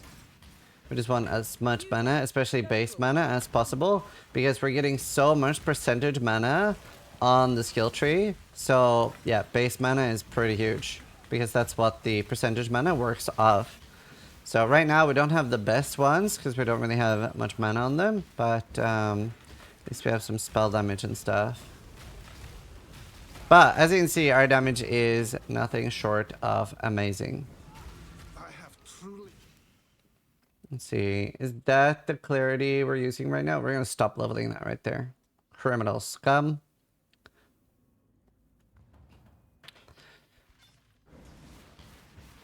And like, if there are any other quests that I haven't done, that's because you don't need to do them. Either they're just like respec quests or some shit like that. But they're not things that you actually need to do. So that's kind of nice.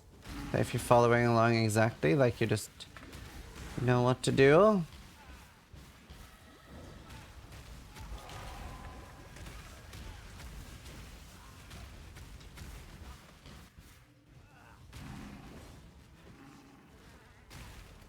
Heavy belt just... My belt's very bad, so... Would be good with a new one. Why do you decide to stop leveling clarity now? So... Now that we have clarity and arrogance, I obviously have a level 16, right? But with a level 16 clarity, then it's reserving 488 life. With my level 1, it's 277 and going down as I level arrogance. So, especially now that I have a mana flask, I don't really feel the need to reserve a shit ton of my life. I'd rather have like a little bit.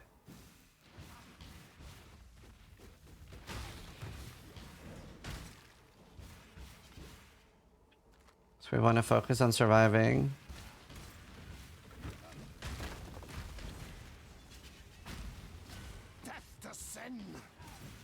Okay, we're going to do the trial here, and then we have to finish Act 9 for the last trial, and then we can start our Merc Lab farm. And that's also how we're going to be... Ooh, I do have, it's just short. It's very short for Frostbank Inventory Blast. Ow.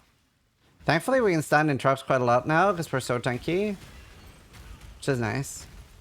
Crafting recipe here for all attributes, and boom. Two blades, hope in the left hand, surety in the right.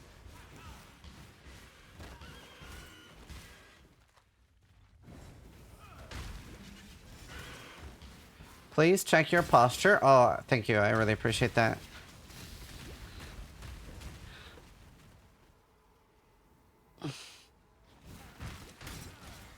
Much better, thank you. Alright. It's gaming time. Owie. What's the endgame build going to be? It's in the title. I think. It's an Archmage of Ice Nova.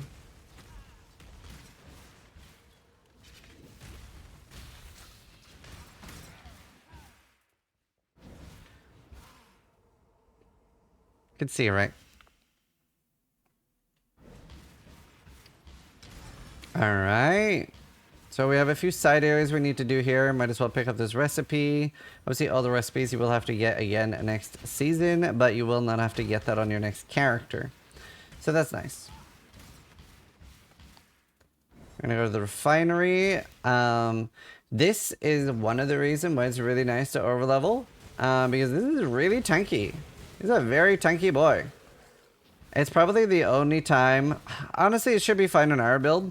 But, like, even strong builds, you just realize, like, wow.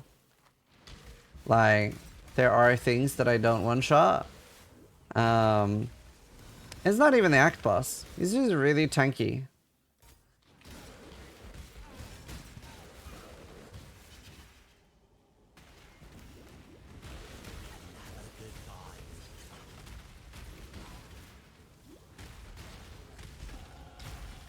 There. Alright, so he has a few abilities that are a little bit scary, so I'm gonna curse him and start blasting him. And he earthquakes the ground and also starts to like charge up that power thing. I wasn't expecting to kill him that fast. He earthquakes the ground. He also like will have like lightning lanes go between those, so it's a very easy fight to panic in. Obviously, we do have one of the strongest builds this league, so that was fast. Yeah, we're very strong.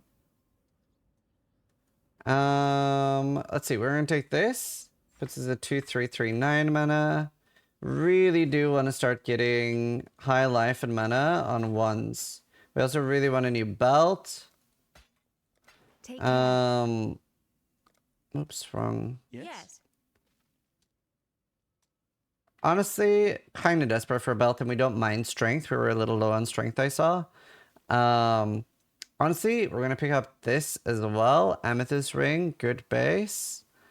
Because we do want to at some point start caring about chaos res.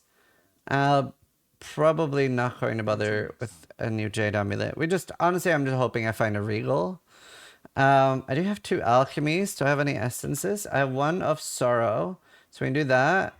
No, didn't really hit anything. I'm going to use that alchemy on this. Didn't really hit anything there either. Bye.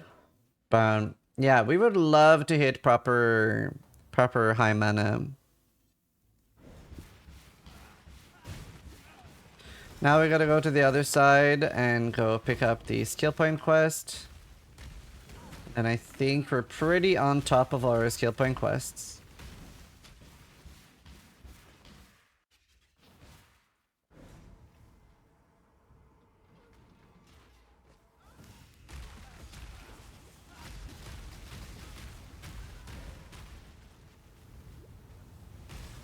Pretty simple. This very straightforward fight. It just summons some ads that gives you fast charges, goes invisible a little bit, summon some more ads.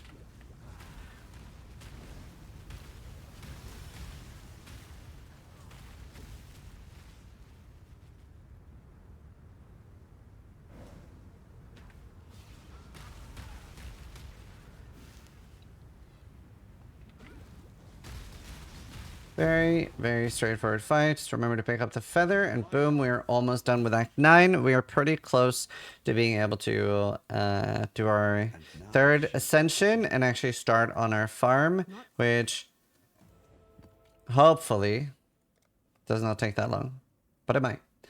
All right, let's see. Now we're going to be moving down here to fill this in.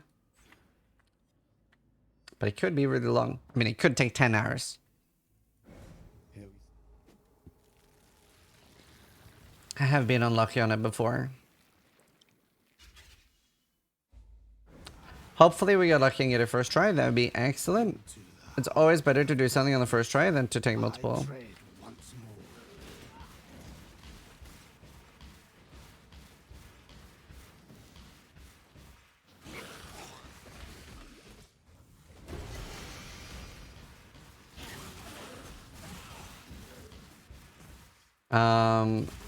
There's not any like crazy uniques that we're really hoping to find, except that lightning leech ring. Valako's sign would be good. Adziri's foible, but that's quite rare to drop at this point. And then another thing we could try to hope for is engaging with a mechanic called Incursion. And one of the rooms there can give us amulets with percentage mana, and they're quite nice. So that's definitely something we'd be looking at farming early when we are in the endgame. Howie. You notice that my energy shield is up quite a lot more now. It's never really going to like stay full, but at least now we have some form of energy shield. Gives me just an extra like 400 ES buffer a lot of the time.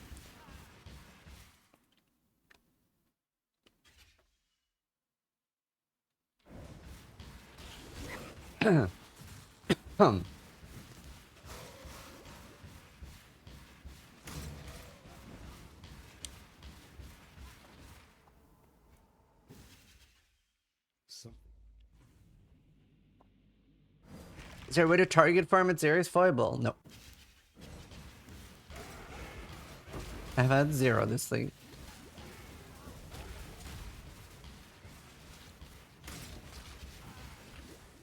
Gotta buy it.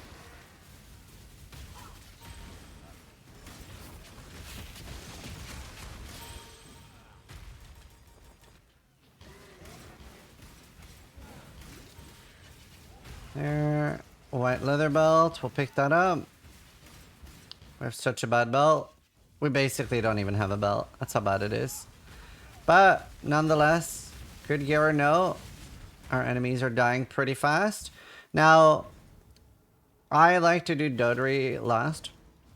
Sorry. I got like something stuck in my throat. I like to do Malagaro last because whenever I have a skill that has lots of Vol gems, which I'll explain in a sec how it works, then they fill up really nicely at Malagaro because he has so many like unique clones. A Vol gem is basically a special version of a gem that uses souls instead of normal like mana, and they can fill up over time on bosses, so they're really good. And the way you get them is either by volleying them and it has like a chance to turn into a Vol gem, or you can drop them from the Vol side areas. Now, they're generally not super worth farming the Vol side areas, so I haven't really mentioned them until now, but they can fairly early drop 6 things, but they'll be like really bad colors and usually bad stats. But that is one way to get an early 6 thing.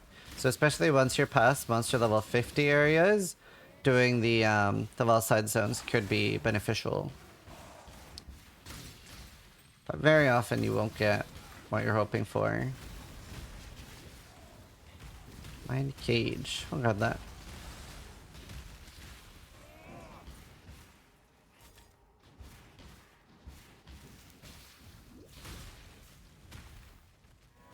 Malagaro.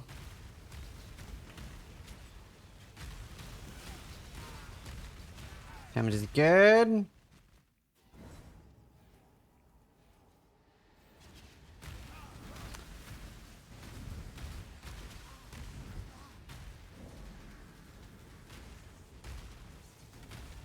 Goodbye. Alright, now we're gonna kill the actual boss. And this is honestly quite a hard fight. Shouldn't be hard for us because we are so strong. But you want to really practice the whole moving in circles on this one. That lump can one-shot you. Standing in the purple rain can one-shot you. Standing in those can like kill you. Like, it is actually quite a hard fight. So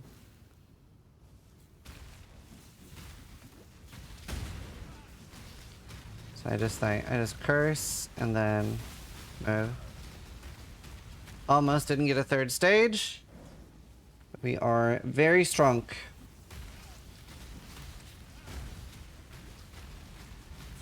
Very easy. Very strong build. Hard to complain. I am no beast of Almost a good chest. I'll just pick up some more force items that have energy shield on them and then we'll move to Oriath. And now we are about to start our farm of lab. I see. Let's sell everything here. There's nothing particularly good. We're gonna use an alchemy on the belt. That is probably an upgrade because we can craft life on it. It has strength, fire, and lightning resist. See if we have one more alchemy. Oh, we have some bindings. Bindings can be used as alchemies, basically. We didn't really hit anything there. I'd rather have the strength and the higher res. Remember. But yeah, bindings can be used in general. Valorb, we did briefly explain Valorbs before, but again, 25% chance to destroy your item, 25% chance to add white sockets that can take any gem in them, 25% chance to do nothing, and 25% chance to like add an implicit. So like change, for example, the fire and cold res here could be immune to blood, immune to bleeding, which is kind of nice. Ooh, we don't have 6 transmutes. That is unfortunate. No, we do. We have loads. Boom. 34. So Basically, just getting us a bunch of res, a little bit of life, tiny bit. But either way, a better belt than what we had. We're very res capped now, so that's looking good. We have a map here. Open affix there that we could craft if we want to. We're going to wait with that. One thing that you want to make sure you don't do is you don't want to use a binding on a 5 or 6 thing item. Even though it does double as an alchemy, it will actually make it 4 linked. So you lose the links. I am in need of your services once more. Help me.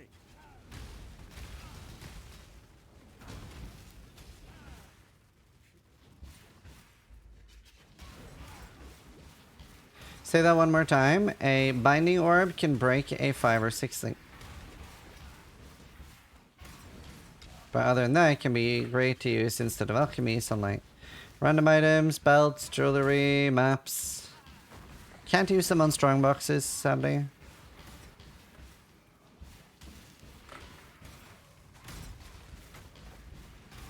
This is Betrayal, and while this is called Everything Explained, the explanation for Betrayal is going to be very, very not everything.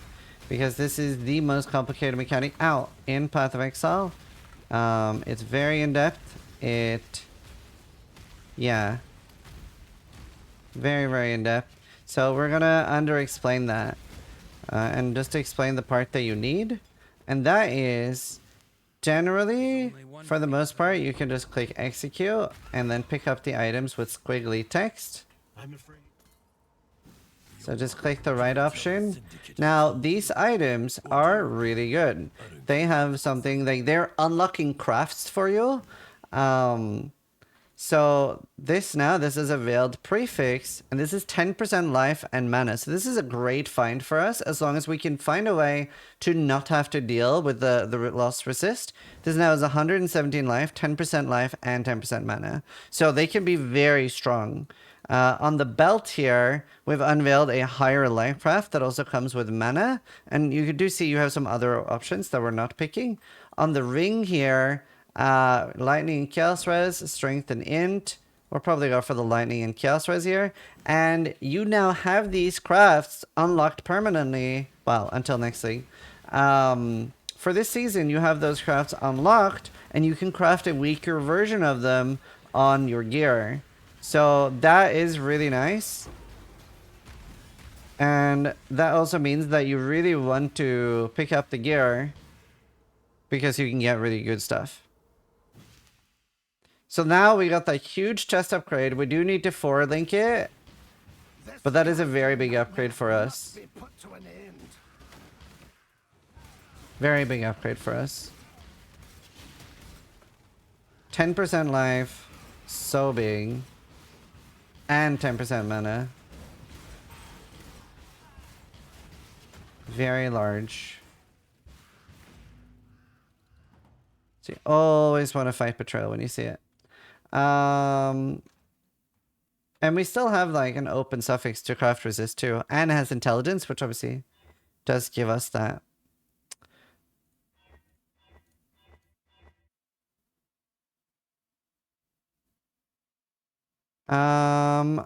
Oh shit, I just realized it was 4-linked and I overrode it. Oh, that's annoying. I didn't see. That was a stupidity. Step 1, don't be stupid. We're gonna grab a silver flask here. Silver gives you something called Onslaught, which gives you 20% attack, cast, and movement speed. It's very nice. We are gonna be hoping to remove our mana flask for that. Now is a good time to teach you about the recipe system. The vendors. The vendors have currency conversions. So since I have a bunch of jewelers, I can get some fusings for jewelers. Now, I actually want to put quality on this. I could only get 10%, but that'll make it a little bit likelier to 4-link. This is really embarrassing that I overwrote the 4-link.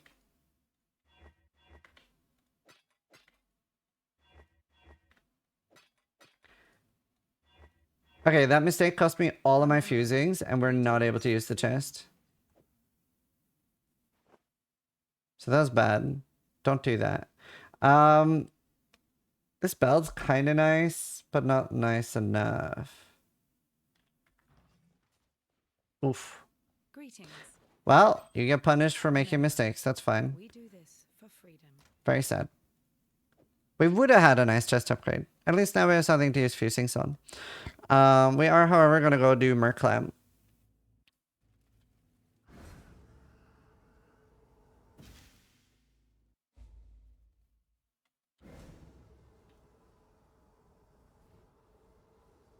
If only he picked up the 2 6 sockets earlier too. He did. He went back for them. He went back for them. Right. We're gonna go grab the trial.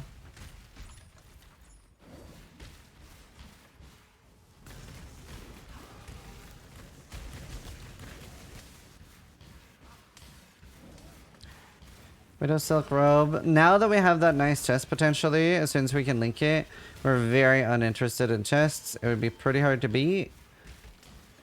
Jade Flask. We definitely want that so we can actually roll something decent on it.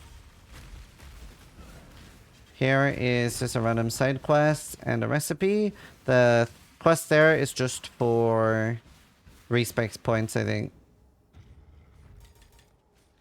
Grace is already giving us issues. Not being graceful. Don't think we're near any other 30 dex point.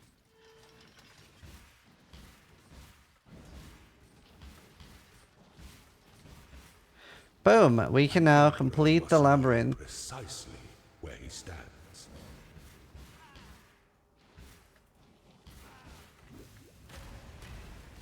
Really do want to use Silver Flask instead of the Mana Flask. We might have to use a higher level Clarity again for that.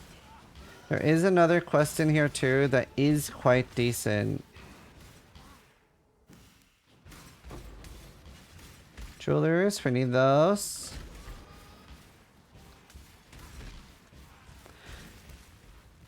Right, now there is a stone here called Forbidden Archive, and this is a quest that unlocks Sanctum for us. Now, what I really like doing here is actually get into like yellow maps before I do Sanctum, because this is a good source of early divines. And we can go here and we can show one room. So this is Path of Exile's roguelike feature.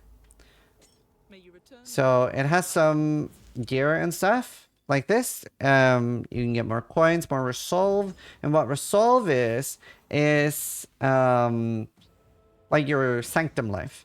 So this is more similar to like Hades and stuff like that. So now I will go in here and I can start fighting monsters. Now, your tank doesn't really matter in here. Now it's all about not getting hit. You can see at the bottom of the screen behind my life, sorry, behind my webcam, is where it says Resolve 306. And if I get hit, I will lose Resolve. So I'm trying really, really hard to make sure I'm keeping my momentum up. But if I overlevel a lot, I will be one-hitting all the enemies here. And I can get a good amount of rewards from this place. So I usually come back to this later. Because right now, you can see that it's quite hard. And you might not even finish the first area. Whereas if you come back later, you can definitely go all the way, finish it, and get really good rewards. So like now, boom, finished one room. So we can just leave. I want to come back later when I'm a lot stronger. Farewell. We don't have to do that now. No, so I'm recording a video right now. Well met. There. I'll identify everything in our inventory. There's the enduring flask I talked about. Yes.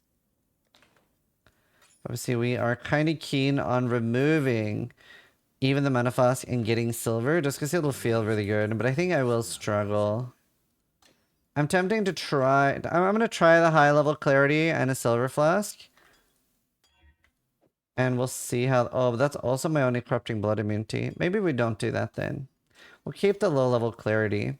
So we're going to start doing Merclab now. So I'll quickly go over what I have on me. Gem-wise, I have a standalone clarity leveling there. We are actually using the Arrogance clarity at level 8 Frostblink with Arcane Surge, which is my instant Frostblink.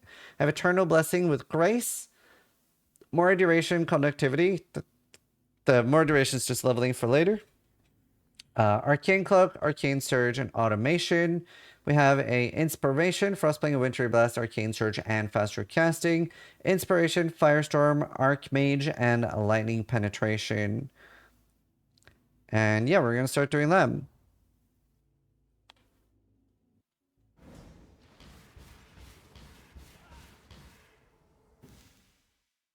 Justice will prevail.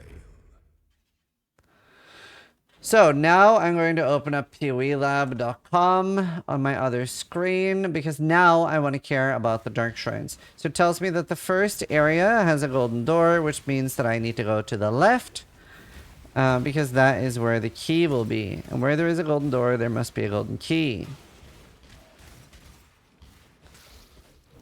Now hopefully...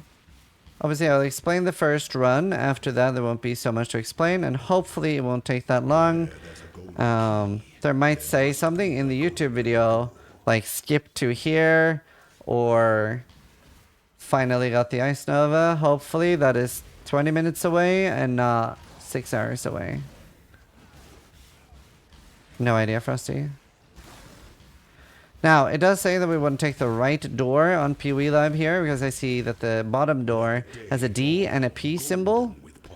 Whereas, I can show real quick as well. So we see on the layout here that it's dual swords, and there's a D and a P, so the P is for puzzle, but we only care about the Dark Shrine, Dark Shrine, Dark Shrine, Dark Shrine, because we want to get additional chances to get turned into a Transfigured Gem of this specific choice. This is a puzzle, and then we can check what the reward is. The puzzle is very easy. When there's nothing filled in, you just click in a circle, and then you can do it. Very easy puzzle. But we are looking for the Dark Shrine here, which could be in that spot. Could be in that spot. Ow. Ow.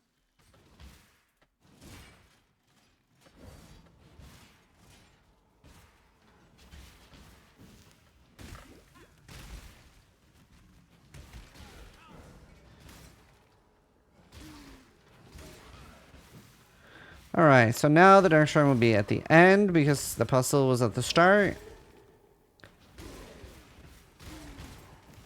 But the Dark Shrine could have been at the start. Discover what lies within, so that's the additional key. We are hoping for additional blessing. So we have to fight Izaro, and then there's another Dark Shrine in the next zone. So it's a pretty good day for it. It's a pretty good day for this. Archmage feels very squishy compared to SST Gladiator. Yeah, I mean, SST Gladiator is almost immortal when you start playing it, so it's such a nice build for League start. While this is a lot stronger a build, SST Gladiator is like just so incredibly tanky. Wisdom is the offspring of suffering and time. Right, let's see if we get Be Twice Blessed in the next zone. So here is another like little thing. We might as well do it because the rewards from the chest is quite nice early. So the curious one is oh, one. Pick that up. Nope, nothing good. So since the puzzle was early, that means that the Dark Shrine is in the later section.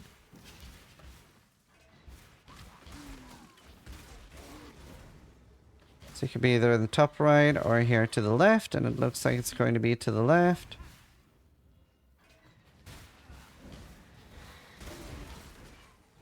Oh yeah, lever.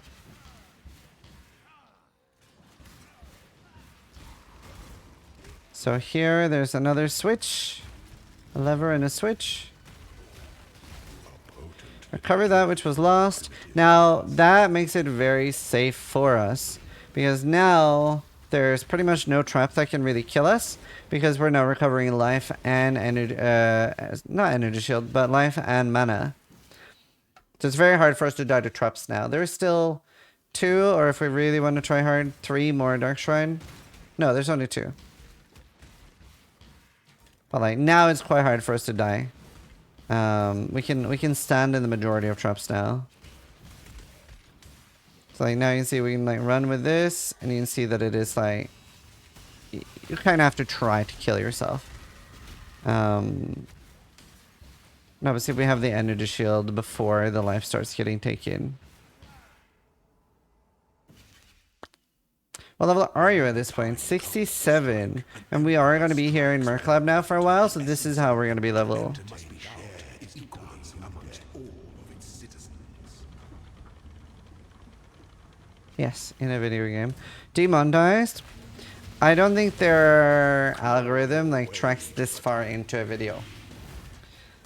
So you don't have to do the really weird YouTube stuff. It's really weird. Also, I'm pretty sure you can say it, you just don't want to write the text on screen. Recognizes that life I don't really fully know. are the same. I also, like, it's fine. But either way, the algorithm doesn't scan through, like, 4-hour videos yet. He says he'll be here for a while, but ends up getting it first try. I have very few words for how happy that would make me. Because I haven't eaten today, and I don't really want to eat during this. So I basically don't get to eat until I get it. Unless it takes a while, then I'll do it anyway. As you can see though, with the like mana and life recovery, very safe for this build. So Frostblink of Wintry Blast. So there's a Dark Shrine in the next zone. Hopefully we get the twice there. If not, there is a side area that has it, and I will do that. So we're not going that fast through them. Definitely worth doing one side zone. Now, obviously, when you're new, you might not know exactly where they are, the side areas, like the secret areas. But eventually you'll memorize all of them. Dark. No, we gotta go to the side area. In dark places. Okay, so that's the correct area. We want to go to the side area, so that'll be up here. It's also really nice now that I'm frostblinking everywhere, because that'll actually be killing all the like trash monsters. It's 10% chance for transmute of the same gem. That sounds right. Sulfite Scarab. So we got our first Scarab, I believe. The way that works is it'll add that content to the map you're doing. So those are things you can add in with maps. And we'll cover that a little bit more if we use any, but you'll see it says limit on them. So some, for example, the one that like forces an essence to be on the map, will actually be able to be used multiple times on the same one. We got really unlucky. In 4 Dark Shrines, we did not get be twice blessed, which is, yeah, just really, really unlucky. That most likely is not going to happen too often. Very often you'll get twice blessed on the first Dark Shrine, which is what you want, because then you can ignore the future ones. Emperor, our throne is the most devious trap of them all.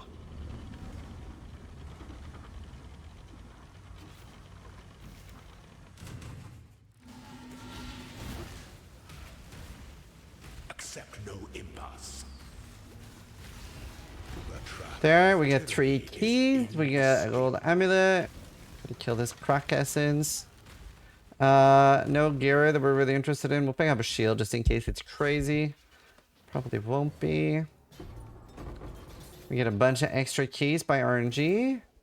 So you see that we are going to be... This is also going to be helping us gear 4 maps. Which is really nice. Alright. So we got off the same color. That is not what we're looking for. So now we just use any blue gem. And if we don't get anything interesting, we're going to click the X. So, Firestorm of me... Wait. Oh, okay, we actually did get it on the first try, and we did not even get the, Okay, so that's really good. This is why people believe in stream RNG. To be fair, I did just, like, break 40 Divine on my main, so, you know, we were Yeah, we're not beating the streamer client allegations. But this video is now sponsored by Grinding Your Games. Thank you so much for watching my video. That was very lucky. Now, big warning. This is not going to happen to you. Not because you're not a streamer, but because you're really unlucky. And this is crazy. The last time I farmed one, it took me 4 hours. So big warning. This could take you as much as 8 to 10 hours of running this lab. Now, it is actually kind of weird because I'd planned on farming here for at least an hour or two and getting my gear here for maps. I do think it's going to be a little bit too early for us to swap. I wasn't expecting to getting it that early. So I don't know if it want to swap until we get to maps. We'll swap at maps. We are also getting our Ascension here. And then let's consult the build guide. And the next one is going to be Sanctuary of Thought. This is going to give us mana as extra energy shield, which is going to be huge. 25% mana restoration of skills, sadly not life restoration. So this does nothing for us. 1% increased AoE per unreserved mana. So this is huge. And 50% less mana cost of skills. So we now gained huge AoE. Very good. Imagine if you had gotten this day one. Yeah, it would have been huge. But I mean, I wasn't playing a build that needed... Like, I don't like having a league starter that requires... Because it can take a while to farm. Just gonna sell all the stuff we got. Now I might be able to use the silver flask instead of the mana flask. So, let's try that. We'll bank everything else. What's on my jade flask? Yeah, that's fine. Okay, cool. Now we are faster. Better. Damn streamers. Yeah, that was very lucky.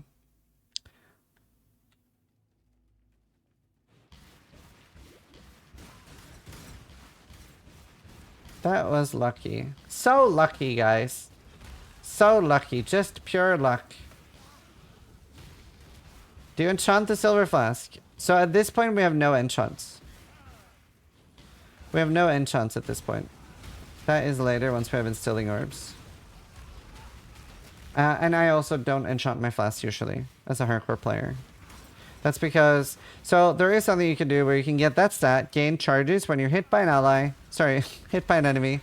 And that will keep, especially while mapping, keep your charges like really, really topped up full. And there's an enchant that like used flask automatically when charges hit full. And that basically makes that you never again have to like hit your 2, 3, 4, 5. So every softcore player does that. Not every hardcore player. Because you can get unlucky that it uses it at bad times and that it's off when you need it. So I never do that, but most people will. So it's using something called Instilling Orb. I don't think we've looted one of those yet. But either way, very, very good for later. They're pretty cheap. They are pretty cheap.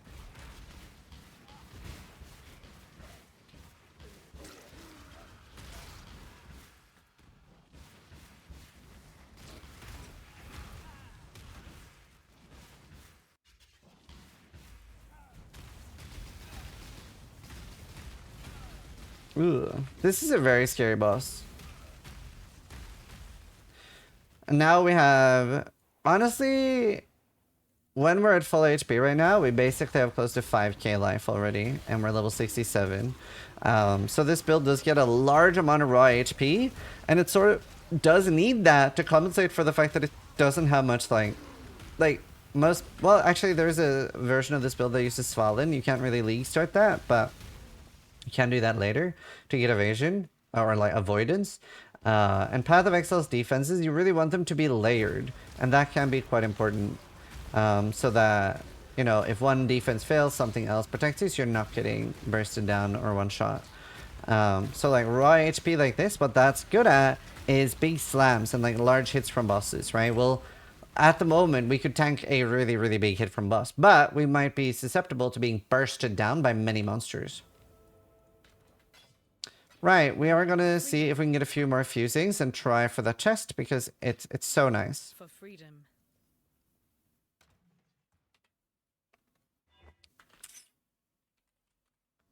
Oh, we have armor scraps. We can get up to 20 quality. See if we can get one more fusing. Freedom comes. Oh, I thought it linked. Oh, I hate myself so much for rolling over We do that. this for freedom. Okay, one more. Don't do this at home. Hello. This is just to try to rectify my mistake.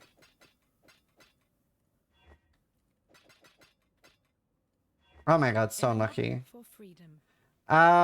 Okay. What we can do is we don't really need Arcane Surge on this. So what I'm going to do is I'm going to switch these around. Yeah, so now I have my Firestorm set up in my helmet, and I can still use my new chest as a 3-link, and I'm just losing Arcane Surge. That's fine. I do need to craft Cold Resist. This is a really nice chest, so it would be tempting to use the 3 Chaos Craft, but it really is not that nice. Let's see, I don't even know what we have. Right, we have enough for this. 22, a little unlucky. So we still need a little bit more resists for killing Actan Kitava, because that is going to cost us. But yeah, really nice. 2.6k mana, 2.8k life, 1,300 energy shield. So we're balling, and we're about to get even more mana, and we're about to get 10% of damage taken recouped as mana, which is going to help a little bit with that we're getting less overwhelmed. And you might have noticed already that we have dropped my mana flask. And right now with potions up, I have 4,100 evasion. And like I said previously, but I'll re-explain it again. Evasion is so nice because we can never get hit twice in a row once you have like any decent type of evasion. So some monsters now might be hitting me every 2 or 3rd attack, maybe as much as like every 4th or 5th. Yeah, we have all our ascendancies, but boom, battle rouse. And we could take another mastery here soon as well. We're gonna look at the level 82 one. Actually, there's no more masteries we take. We are also going to be going over here for Sentinel soon, which helps a little bit with early gearing, because we're going to start moving towards suppression nodes. And that is very important. Suppression, like previously discussed, is a percentage chance that you take half damage from a spell, and that does indeed go to 100% chance. Another silver flask. So you definitely do want to pick up multiple utility flasks so you get good rolls. The number one mistake I see new players do is that they don't roll their flasks at all. They're basically just, they're like, even when they're in maps, they'll be their first flask from the quest. So I'm always looking to get higher item level on the flasks. It's like anything else, with the higher item level, the better rolls you can get. Or some things won't even be rollable early on. And right now, I do have reduced curse effect on my silver, so that's nice, but I would like reduced charges or gain charges when hit. Right now, they're okay. I have reduced shock effect on that, reduced chill effect on that. This one is the worst one, so I would love a new quartz flask, and then reduced curse effect. So all of my flasks this early have useful things. I don't have any corrupting blood immunity right now, so if I get corrupting blood, I would actually have to log out most likely to avoid dying. Alternatively, you could have that second life flask or a mana flask with corrupting blood immunity. But I wanted to be a little bit faster.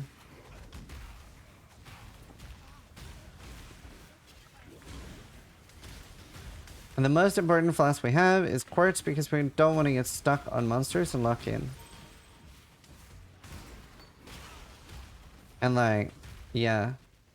Really want more dexterity, and that's because our grace is quite low level right now. It's the equivalent of being level 56, so we should have quite a lot more evasion. Obviously, sadly, grace got nerfed, so did determination, which is, both of those are defensive auras. Determination is the counterpart to grace that gives armor, and they were used on pretty much every character early. Now they're not so much. Like, for example, my Spectral Shield Throw didn't use that this season. There's the Instilling Orb we talked about earlier for the Enchants. But, yeah.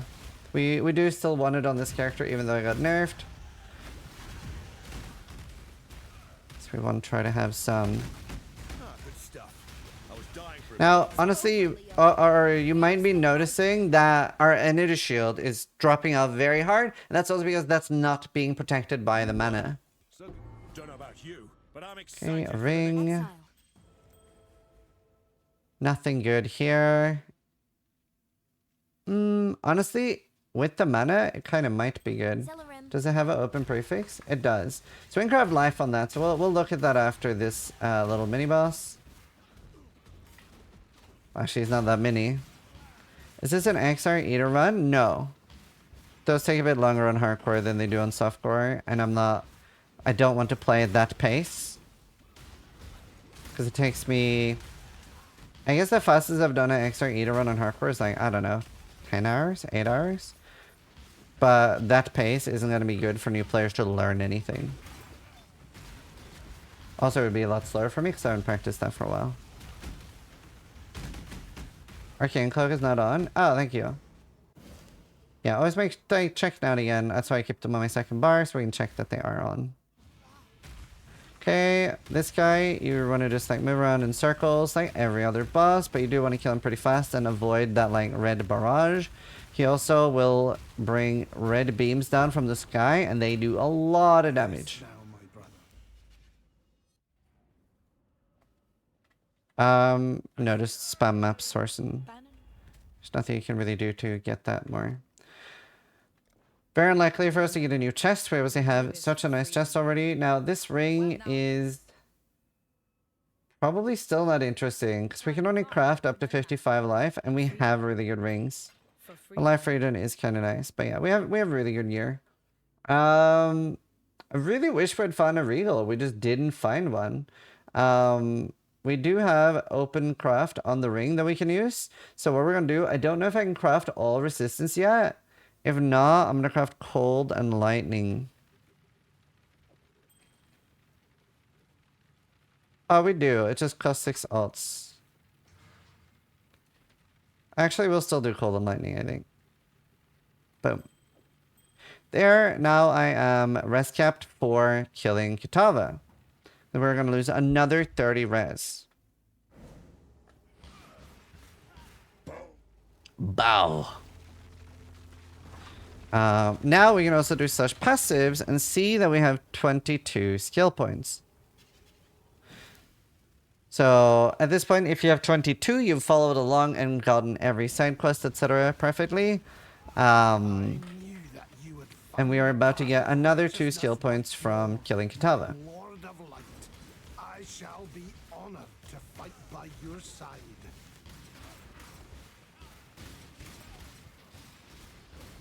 You have 16% fist reduction. Is that bad? I don't.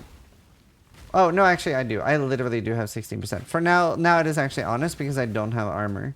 So, like, regardless of the size of the hit right now, I have 16%, which is honestly, like, quite respectable.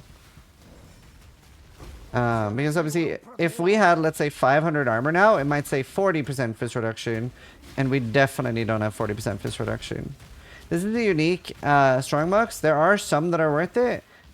Pretty much just the one that, like, is basically an Arcanist box that gives you loads of currency. That one's worth it. The other one's not so much. They're very old and outdated. That one just spews out ghosts, and honestly, it just makes deadly monsters that aren't very rewarding. So we're just making our way to Kitava now, and then for the first time in a long time, we're going to have an Everything Explained continue into maps. And how I approach early maps.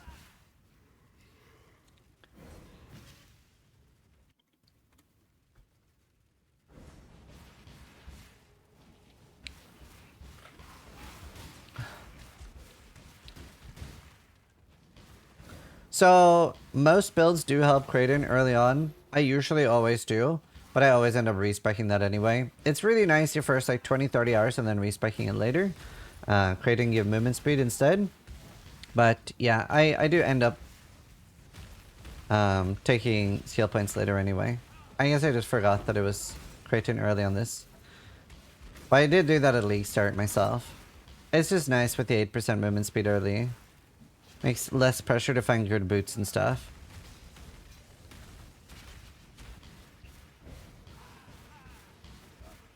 less important for this build. Either way, like all the bandit choices are really good for the first time ever. Right, here we have Kitava. We're good on res. And this Kitava is thankfully a lot easier than the Act 5 one. This Kitava is missing that like bonk slam. It only has like the red beams coming closer towards you slam. So it's a lot easier.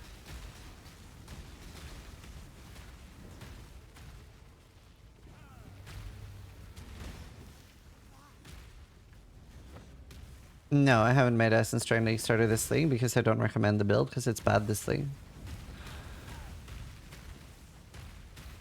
But yeah, in this version of Kitava really doesn't have any scary moves. Just that one if you walk with it.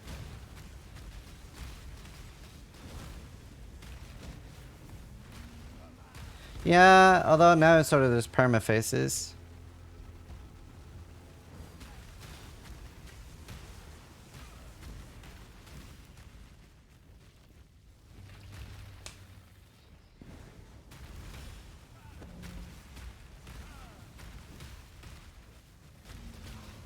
So he has that slam, and that's nowhere near gonna one-shot us. Now, obviously you've seen that he's doing some flame breaths throughout the fight, and now in the last stage, he does a large flame breath. This one. So since you see that he starts on the left, you just need to go up here, and he can't touch you here. So go the opposite of where he started.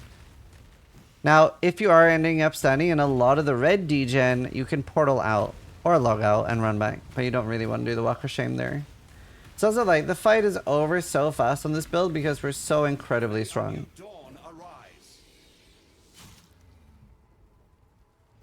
Exclamation mark macro for the logout macro for when you're in danger. In my chat.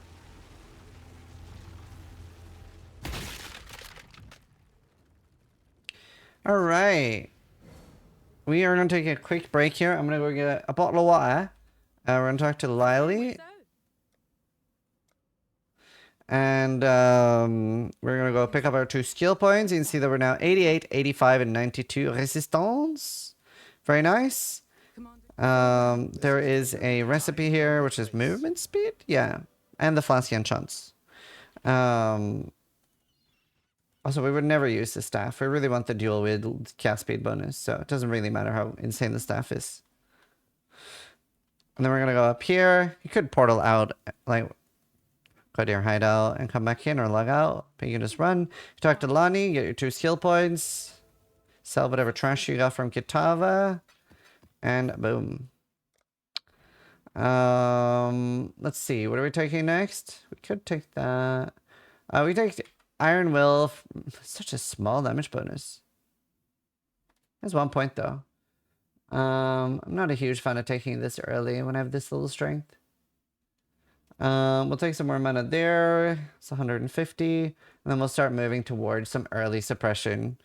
Let me get a bottle of water.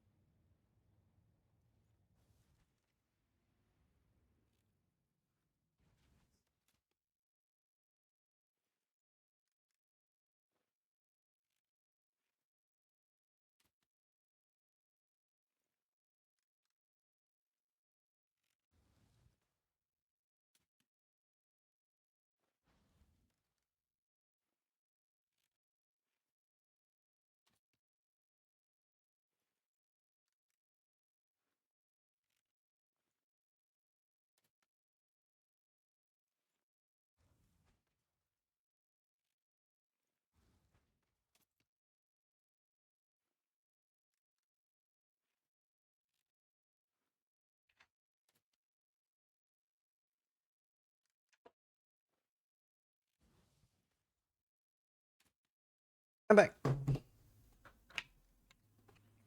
Best thing about having kids, hearing Legos being poured out. Alright, so this brings us to a part that I don't usually cover and everything explained, the actual mapping system. So hopefully if you've gotten this far, you've probably realized, yeah, this game is going to kill a lot of your hours because this is when the game really hooks you. So by hitting D, you open up the Atlas screen, and we don't see much of it right now, but we can see that it's Garden, Scriptorium, Bone Crypt, and Siege. So I'm just going to pick one and hold Alt for some more information, like that I haven't completed these. And I'm going to pick Scriptorium, just a random. I'm going to identify it, it's fine. So maps are like any other item. They can have 6 stats or 2 while blue, 6 while yellow. None of these are particularly dangerous. So we're going to throw it in the map device and boom. And again, we'll double check. And slash passives. It's like we always want to do these. We should have 24 or 23 if you helped Kratin. And we're minus 35 chaos resist. So we want to be really scared of those circles we saw in Act 2 called Ritual. They are very much chaos damage. Very much scary. I really want more dexterity, which I am about to get pretty shortly. So that's good. Let's see. There, the next point will give me some dex. Now, I'm not going to click this because I'm not really caring that much about interacting with the league mechanic. I'm not even doing the gambling. We should do some gambling because every league mechanic will give you something beneficial. So we're a lot weaker than what we should be by not interacting much with any league mechanic. Now, there's no more quests. You are just going through these maps and trying to kill the boss. And there are 2 different phases to map, sort of. So you have map completion and you have map bonus. Map completion is simply when you kill the boss of the map. No rules. You just need to kill the boss. It can be on a white map. It could have no stats on it. And you will get the completion and be able to drop that map in the future. And I'll explain how drop rules work. Now the game is going to tick up in being more advanced because, well, this part just is more advanced. That's also part of why I usually don't cover this. And then the map bonus depends on what tier of maps. You have white maps, you have yellow maps, and red maps. White maps are tier 1 to tier 5. Yellow maps are tier 6 to 10. And red maps are tier 11 to 16. And we have a new tier called purple that we're definitely not covering in this. But yeah, tier 11 to 16 is red maps. So to get the bonus from white maps, you just need to do them blue, right? They can be yellow as well, but they need to be at least blue. So as long as it's a magic map, it's okay. And then, as you see, there are mechanics in maps. So there we have a Val side area, which you've seen some during the campaign.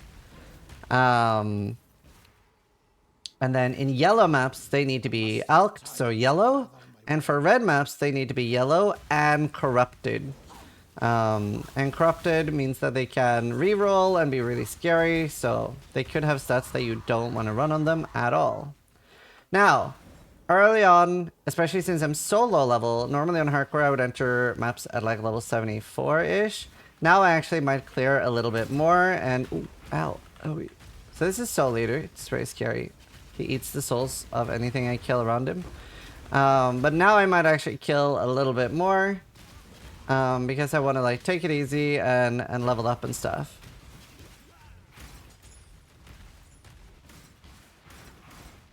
You see that we still have the Frost Blink being really, really good there.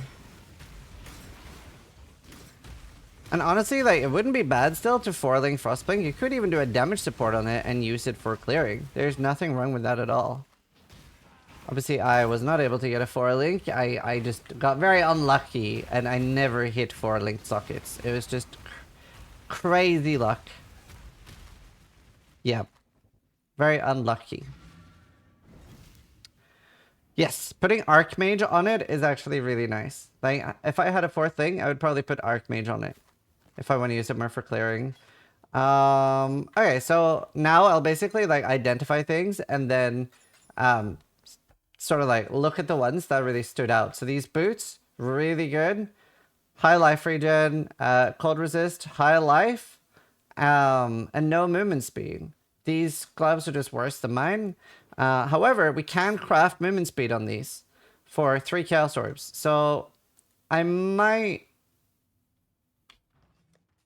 I don't know if we can fit them, but we'll keep them for later. They are quite nice. And now, I'm sorry to spring this on you. There's another skill tree. There are more skill trees too. I'm so sorry. But if you're still playing, it's probably too late for you to back out. So, yeah. So, I do have some suggested trees and stuff for the skill tree.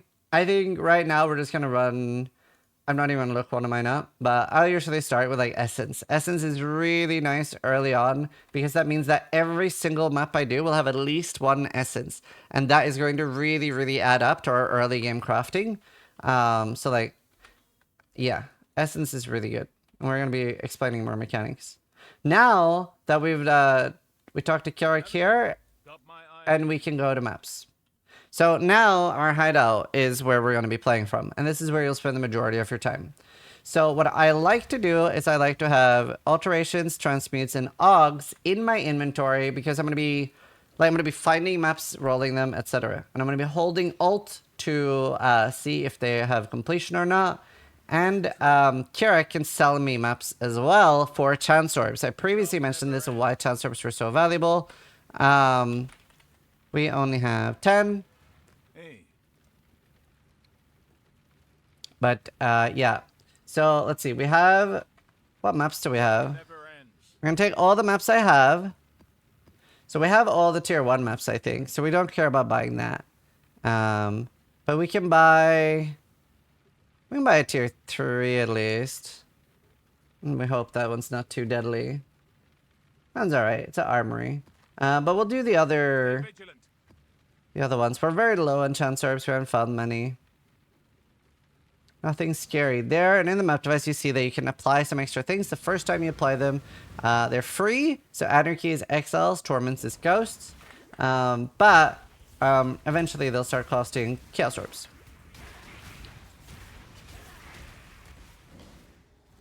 Here we're already getting an Essence. And this is not like a guaranteed one. So this was just random. And we're now going to start going through our Atlas.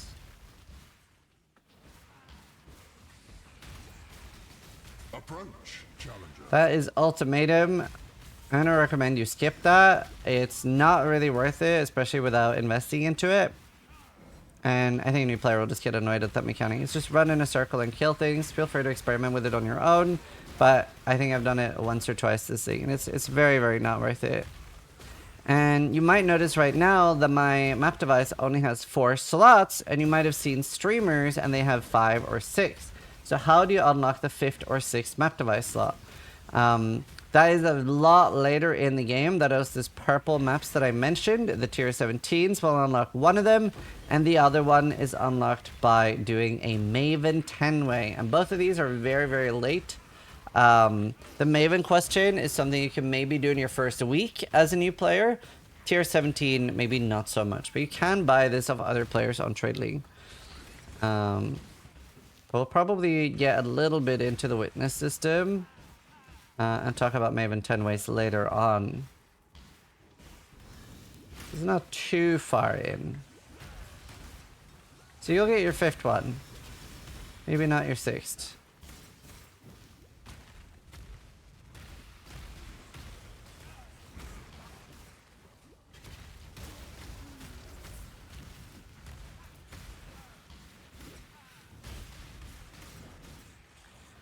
And I think a lot of new players usually ask me, like, Zizaran, should I be full clearing maps? And you might see that you can do slash remaining or look in the top right corner and see how many monsters are left. And it's more than 50. So that means that there are quite a lot of monsters in the map. So should I be like backtracking and killing everything? I pretty much always just clear out the big meaty part. It's a bit like eating a watermelon. I'm not going to be like trying to eat close to the green stuff and like really get all of it. I'm just going to eat like the easy, convenient bit. Someone thinks I waste food now. I think it's a good analogy though. So I eat like the main bit. I eat the main bit. I'm not gonna eat the crust. Not gonna eat the crust of the watermelon. So these small travel nodes don't do anything. That is quite a nice glove. Everything else we can vendor. And we'll look over why this is decent. So this does have suppression on it, has cold resist, high life, and strength. Our current glove is so much of our resistance, so we will keep that just because it has suppression. But it's not super interesting. You see that I'm holding Alt on my items right now. And now we don't need scriptoriums. However, I do want to, even this early, show you a really good trick. See, we don't need gardens either. So we need Bone Crypt, Armory, and Carcass. They're the ones that, if I hold Alt, I say they're incomplete. Now, on Scriptorium, there is a really cool thing you can do, and this is just on any map. It's just the fact that I have 4 of it. So we see that Scriptorium is here, and there are a bunch of maps like Dunes, Tropical Island, and there are loads of different tier 2s. And by vendoring these, I can now get Dungeon. However, maps are a unique item in the sense that if you put them in a, like in Path of Exile's database, they have a unique item ID. All right? Like they're not like currency where, for example, the game will not be able to distinguish between any of these scrolls of wisdom. They're just a number, right? They're not in the database per se in the same way. But these, like this, let's say, in the database would be shown as Scriptorium number 1.3,242, this some other number, and this some other number. And that's important. And no matter what way that I put these into the trade window, these specific 3, no matter where I put them, will always give me a dungeon, right? However, it's a bit like playing around with a chemistry set, because if I now put this different one in, now they're giving me a lair. And if I now put in this one instead, now it's a tropical island. And if I now put this in instead, now it's a dark forest. So by playing a run with this, and especially once you have like, let's say 7 or 8 scriptoriums, I would be very easily able to get at least one map that I'm missing of the tier above. So what I do is I make sure that I save all the lower maps, because whenever, let's say that I only have one tier 2 map left of that tier that I want to complete, then I can easily do this 3-to-1 and play around with my like 10 scriptoriums that I've found and eventually find that one map instead of like having to try to farm it. And how do you try to farm it? So the way map drops work and the rules is there are lines between them. So if I'm farming scriptorium, which we did in fact find a carcass map, right? Whereas while I'm in a scriptorium, I cannot find a lair because there's no dotted line between these. So this is quite important. No, you can't do that to make tier 17s. Now, again, I can find dunes by doing scriptorium, and I can also find tropical island. So there are still reasons for me to continue farming scriptorium once I've done all the other ones. But right now, I'm going to focus on just doing maps that I don't have the bonus for so that I can keep progressing my Atlas bonus. So that's quite nice. And then I would be able to get the next one from Carcass. But selling them 3-to-1 like bypasses those lines. Now, if I have completed Lair and I'm doing Scriptorium, Lair can drop because now it's completed. So now we have a second set of rules that the maps have to obey. In a map, in a tier 1 map, you can obviously always drop other tier 1 maps. And if I'm in a tier 3 map, I can, by killing normal monsters, drop other tier 3 maps. But normal monsters can never drop a +1 map. So if I'm in a tier 3, a normal white monster can never drop a tier 4 map. Right? That's pretty simple. However, unique monsters and blue monsters and rare monsters can drop a +1. So if I'm in a tier 3, they can drop a tier 4. And the boss of the map itself can drop a +2. So you can go straight from a tier 4 to a tier 6. So those are some of the basic rules of how maps drop and how they work. But now we're going to use the transmute on this bone crypt and continue mapping. Hi, Darth. And we might have to go back to Scriptorium a bit to try to get some of the others. And there are a lot of exceptions, and there are a lot of like side rules and stuff like that that make it very complicated. But that is like a brief TLDR to make it easy. I'm so sorry. Boom. More dexterity. This is nice. Then my grace can finally level up. It's a pain getting dex. I mean, I usually, especially at the late game, don't even bother running grace, but early on, it's just so nice.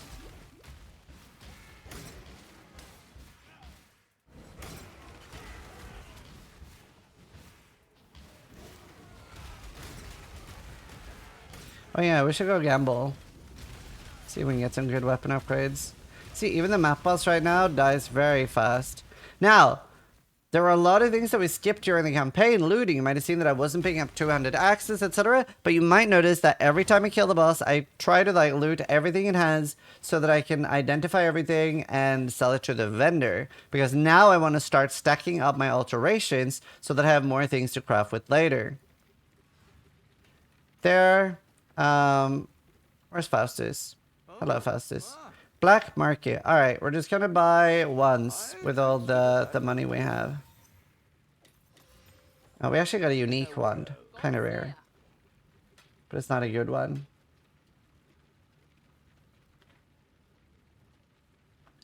That does have a hybrid roll, but it's not a good one.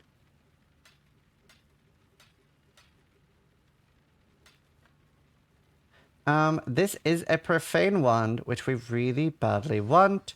I really wish we had a regal. A regal would be huge right now, but either way, we'll save that base for later. And we're going to, I'm using Frostblink and Wintry Blast, that's why it has no cooldown. Oh wow, we actually got an obliteration. Obliteration is really good. It can be really fun to use on pretty much any spellcaster build early on. I'm not going to use it, but it'll give like a big purple explosion. It's really cool early on. This is really good. Very bad base type though. Let's see. How does that compare without crafting? So we're 4,700. 4,500 without crafting anything, but has that nice juicy cast speed. Let's see, what's my worst weapon right now? And this has Chaos Rest, which is kind of nice. So it would be replacing this one.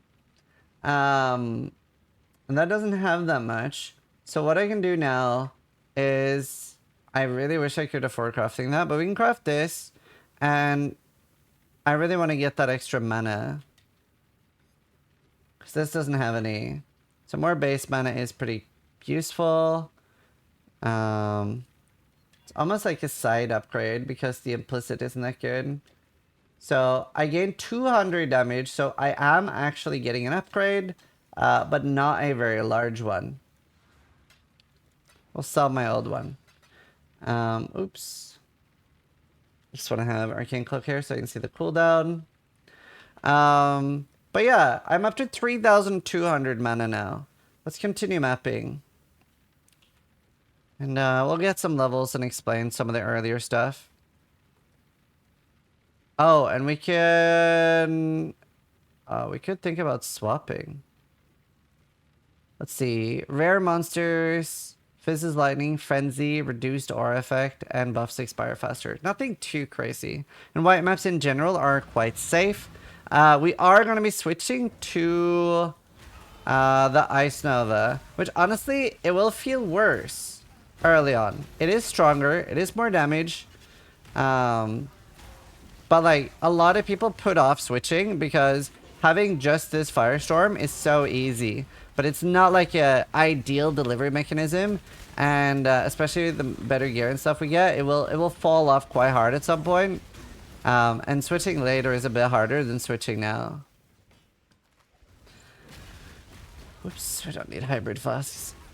So I am going to try to switch early, even though it'll probably feel a bit bad. It's also good to get used to the playstyle. But yeah, it definitely feels a lot better late game. You can absolutely stay Firestorm for longer if you really vibe with that. The effects of it look sick though. Firestorm does look really sick. Nothing wrong with staying this to like yellow maps either. It is definitely a lot easier to play.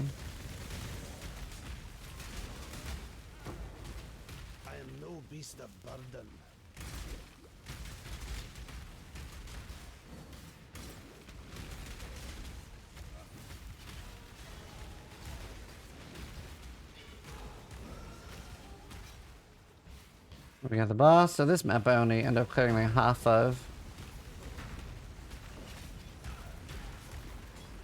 I do want to show off the swap early. That's where we're gonna swap.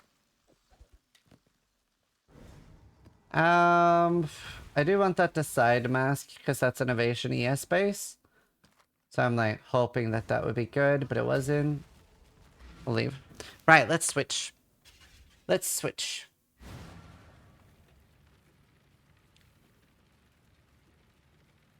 Alright. I'll identify everything and vendor some stuff.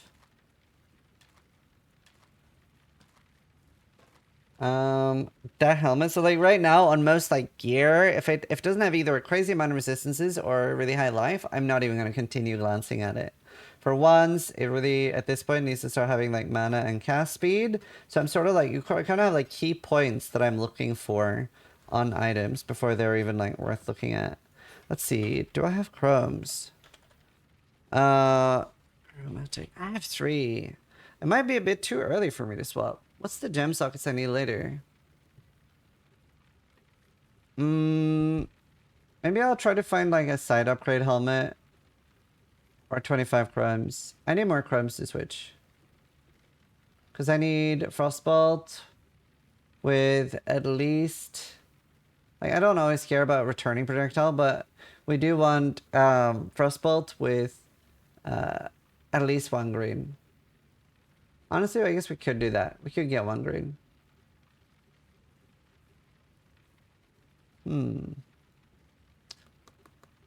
Tempting.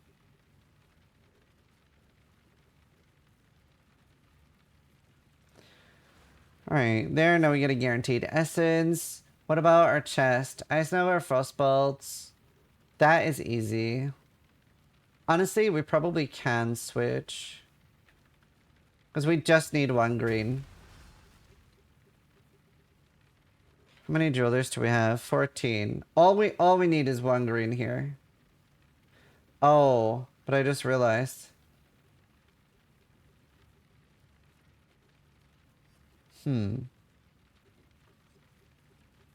This is annoying. I kind of want new boots before I switch. Yeah, we're gonna try to find some more upgrades because right now this isn't my it's not really open. Right, anyway, so I'll explain my thoughts. So right now I have my Firestorm here, and this is very easy to swap to the Ice Nova Frostbolts because our endgame setup is the same with 1 red and 3 blue. So that's easy, right? We can switch that very, very easily.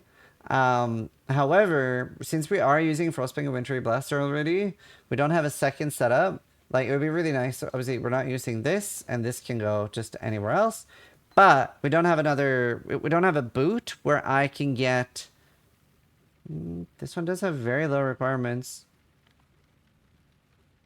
If I could get 2 blue, 1 green. But I'm so unlikely to get that on that. So we're mostly looking to get either... Can I switch these around? They're paying. Okay, I was talking about side grade, so I can maybe, like, it's very easy for me to recolor my gloves to that. So if I switch to these boots, and I get, like, red, green, blue. Or more.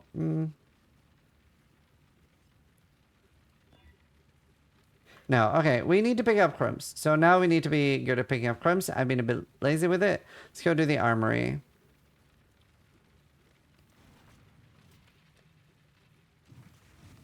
I would not be using Katava's Thirst this early because you want a lot of cast speed. I would want definitely double cast speed once before I even thought about using that. Now, so we've obviously been working towards getting Essence as our first thing, and why is that so good? Essence is obviously guarantee a stat, but they're also like, they're a really good early mechanic to farm because they don't really get better with higher tier. So there are some mechanics that we'll learn about later, like for example, Harvest is another crafting mechanic. And I'll explain that more in depth when I find it, so I have the juice to use. But that will actually go up in like how much you're getting in like yellow and red maps. Whereas Essence, as soon as you hit yellow maps, you cannot get harder than that. So there will be no difference between an Essence in a tier 6 map and a tier 16 except difficulty. Like they aren't more rewarding. So they're really, really good to farm at low level maps. And then you're just spamming them and getting loads of rewards early. We're in a tier 3 map now. And there's nothing wrong, especially on hardcore, with like over-leveling, staying in low-level maps, and focusing on farming gear. So now we're getting Essence of Contempt and Hatred. We're mostly looking for Woe. Would be a good one. We got a tier 4 map, so we're moving up in the world. Now, Essences can be really dangerous, so I do respect them a lot. Ow. But obviously, our full tank isn't even enabled until my energy shield is broken. Those 3 green things will like just throw themselves towards you and land on the ground and do some chaos damage, which we are not very proficient at tanking right now. I know Betrayal is complicated, but would speccing it early be good for the XP boost? It's good for the XP boost, even without knowing what to do, and it is also good for just getting those like crafts and just decent items. So Betrayal, I usually, especially with SSF, do always spec into early. And I would recommend that even if you don't know how it works.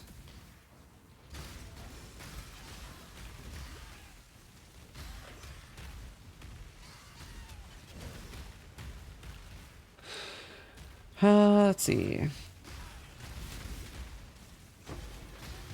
Another fusing. Wand. Trying to like, I don't see what I'm actually picking up and have a reason for picking up.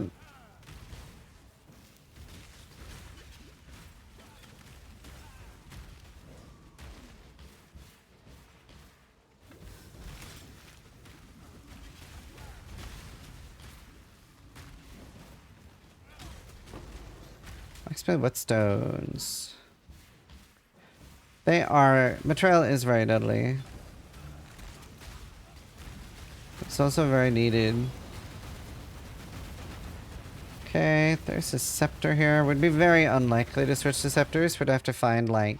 Would have to be like 140 mana, 60 spell damage, and cast speed for us to even consider. Also, just as a side knowledge thing, so...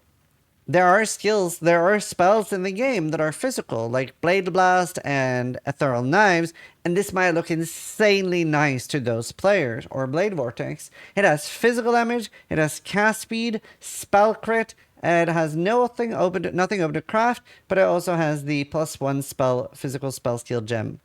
But that first line, the 80% increased physical damage, that is again only with attacks with this weapon, so it actually wouldn't work on any of those spells. So that's a bit of a tricky item. So now we're just looking for high resists, high life, anything like that. Anything worth like pausing at.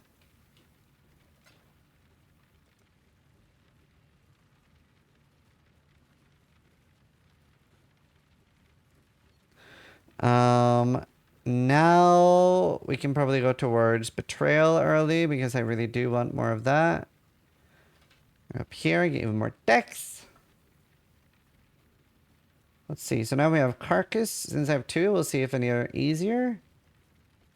They're roughly around the same.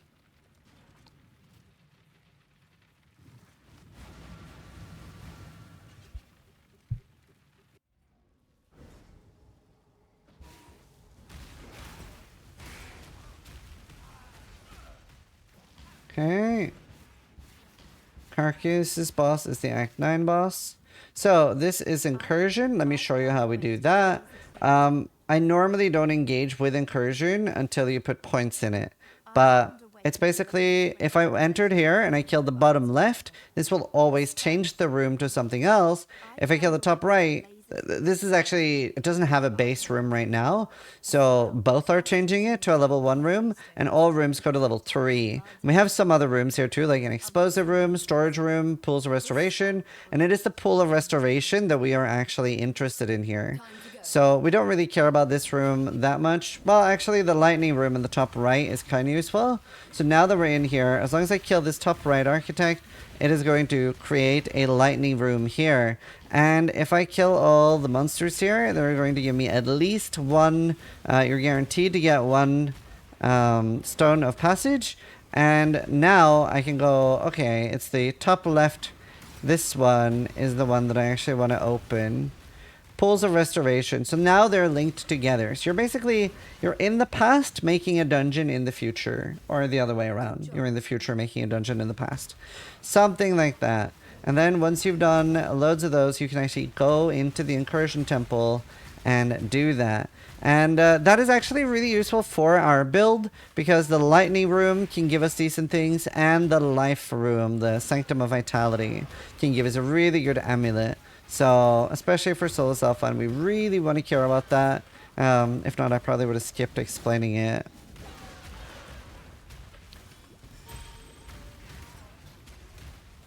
As you can see, we are incredibly strong right now. And our main thing is multiple hits, is what we're scared of.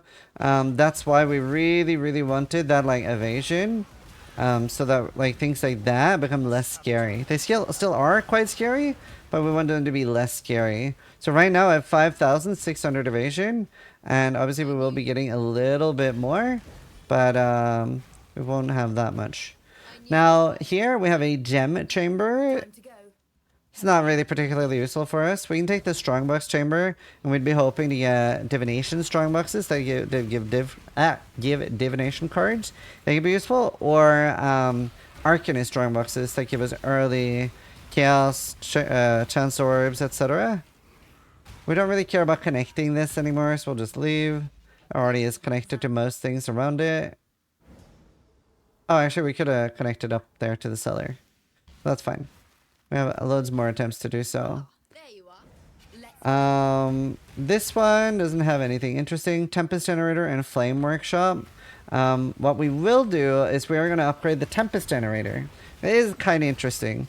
If we get that to level 3, it is a 50-50 chance that it gives us a Corrupting Tempest, which is a great way to get early sixlings. And they might not be good, and they might not even have usable colors, but we can recolor them in the crafting bench at the cost of Vol Orbs. So we are keeping an eye out for that.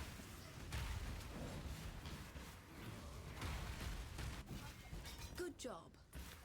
So that would be good. Vinia's token, useful divination card. Why is he yapping so much? I'm gonna just say yapper. Yap, yap, yap. Just trying to teach people the game. Here we have a scouting report. We'll teach about that in a sec.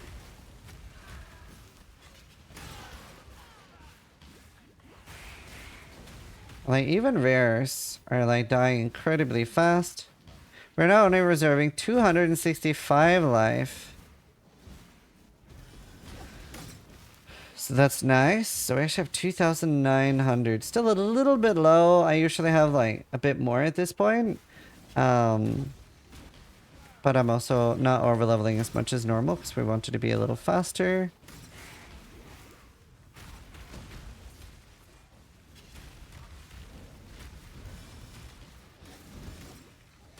They're very scary. There you see Corrupting Blood. Now, at just 1 stack, it doesn't do that much because we killed it fast.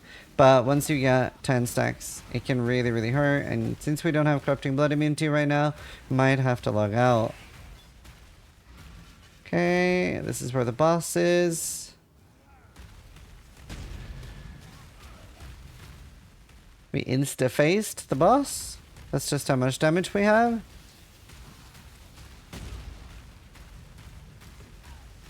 It only got 2 phases. That's how strong we are. I am no beast of burden. So that's nice. What are those meteors? They're called Firestorm. there. We'll identify everything to see if there's anything crazy, especially things that would make it easier for us to recolor our gear. I really should be paying more attention to chromed items. Let's see, do we have any... We have one Atlas mission, so this would reroll what this does. This would give us a blight map. I'm tempted to do that just to explain and show how easy they are. Although it does have cannot be stunned. That makes it quite hard. It's a very hard one. Maybe we don't do that. The vendor has refreshed. It does that a few times early once you hit like 8 missions, or sorry, 8 maps done or 5 maps done, something like that. We're gonna buy the Strand map. That's a nice one. But we are not buying everything because we don't have that many chance orbs. Job never ends. Not a crazy map, so we're gonna do that. 10% chance to contain Jun, so now there's a chance that we can get Betrayal in here. Yeah, we already have Ice Nova. I just don't have the colors to swap to yet. Go with God. And honestly, Firestorm feels better this early anyway. There's Cassia again. If I actually drop a blight map that I can roll, I'll do one. Oh. Well done. Now be a good assistant and find a place to Screaming Anger. We're really hoping for Screaming Woe. Exile. Are you going to build the tower as I've so kindly requested? She is asking nicely. Hello? They can be kind of tricky early. You might notice the layout is not ideal. Build the tower, Exile. Now. But I'm building my frost towers, and I don't even have time to upgrade them, and they shut off for a second or so when you upgrade them. But I'm basically upgrading, building cold towers and stun towers wherever I can. So we did not get a blight map. We did drop just a scriptorium map. Blight map is a separate endgame map, which is just tower defense, the entire map. They're kind of cool.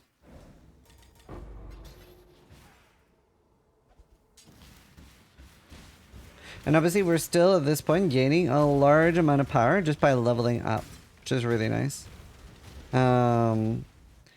We're going to grab this. This will give us more evasion and also suppression. We won't have that much suppression early, but early suppression is not going to help us against like big hits, but it is going to help us whenever there are enemies hitting with like rapid attacks like Spark or lots of ice bolts firing at you, that kind of stuff. 4 fusings would take that.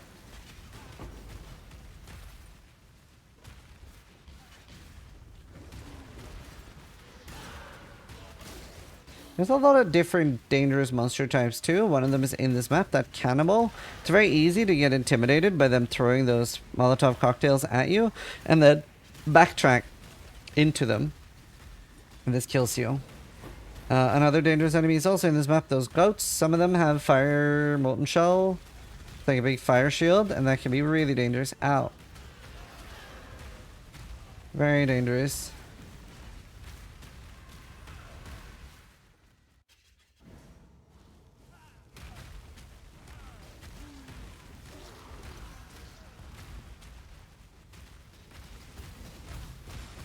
Let's see. Alright, map's done. Nothing super interesting that dropped. And now is when we can start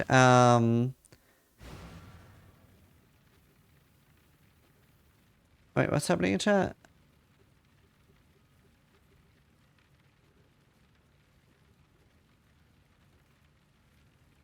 I'm confused. Well, this is Hi Sionix.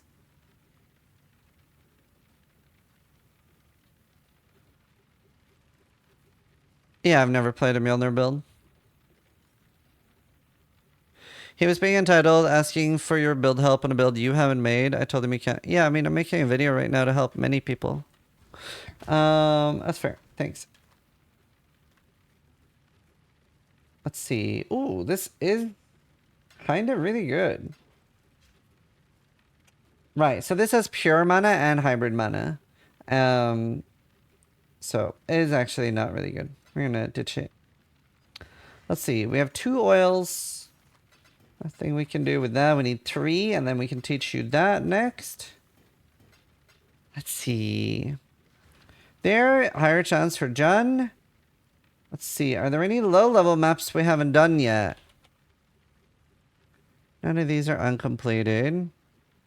Now we're gonna get our scriptoriums. And we're going to 3-to-1 them, grab a dungeon. So that's what we showed earlier with 3-to-1. Now we're using that to get ourselves 1 more completion. Let's see. And essences at this point can go all the way up to screaming. And then later we'll be able to get higher essences. And essences early on need to be used on white items. But as soon as you have screaming, then you can use them on... ritual. Oh god, oh dear, oh dear. Hold on one sec. We really need to block that. That is actually something we do need to block early. Once they're screaming, they can be used like chaos orbs, so they can be used on already existing items. So this map is like pretty scary now. There's quite a lot of things that can like one-shot us here. Because obviously we don't have high chaos resist, and I have not blocked ritual yet on the Atlas, which I can show how to do soon. Can Firestorm be good in the endgame?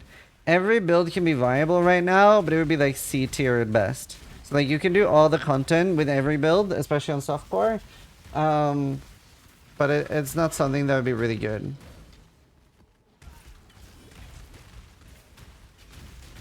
Now we found something called two-tone boots. They have an implicit similar to ruby rings and stuff like that. And later we have things that we can overwrite those implicits or make our own implicits on gloves, armor, etc. that don't normally have it.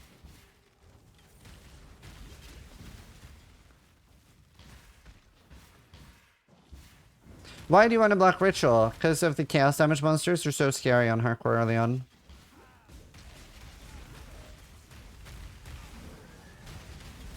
And hopefully at this point you feel incredibly strong with this build. Should be super strong. It'll be a little bit more clunky when you switch to the Ice Nova thing, but it is a really good build then. So we're just selling most things for alterations. At this point we can do the cage we have. I'm always trying to just keep moving forward. Honestly, I guess we can go up here. So I'm not going to care about breach, but I also want to block ritual.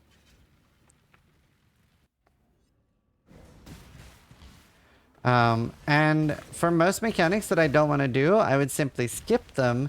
The difference with ritual and why you actively want to block it, even though I normally don't bother blocking mechanics, is because the monsters are on the map by default. So as long as there is a ritual in there, then those monsters are around the ritual and they can one-shot you. So ritual is one of the mechanics you actually want to block early on until you have 75 chaos rest. They're very dangerous. Very, very dangerous.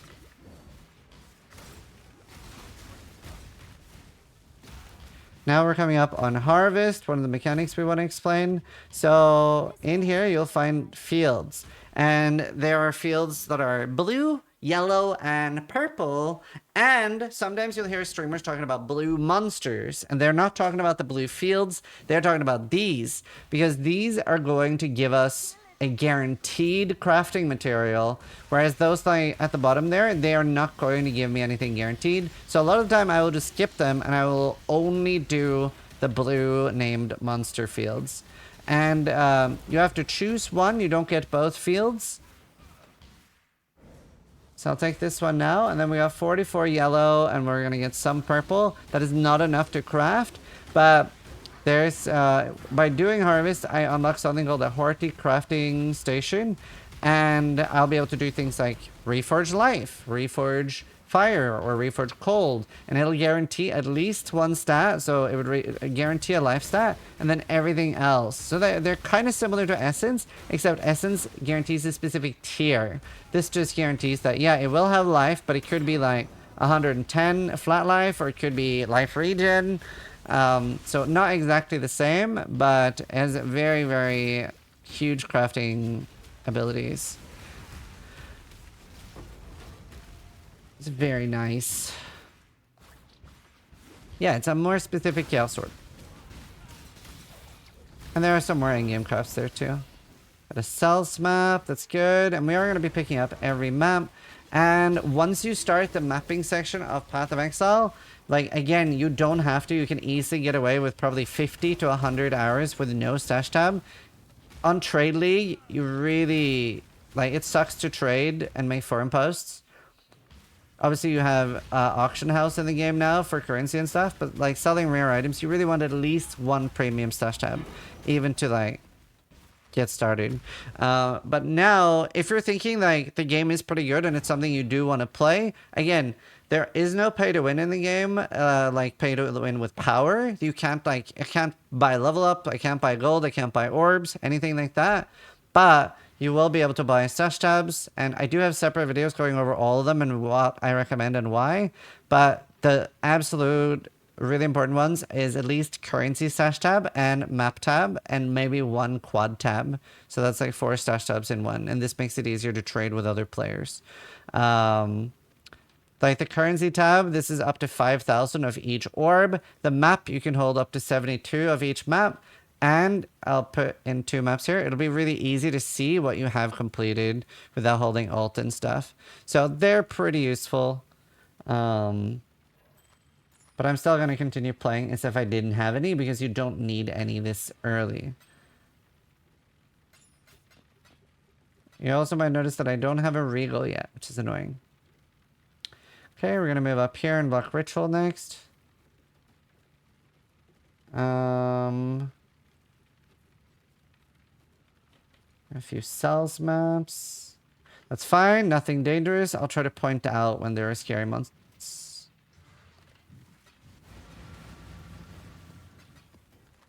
There.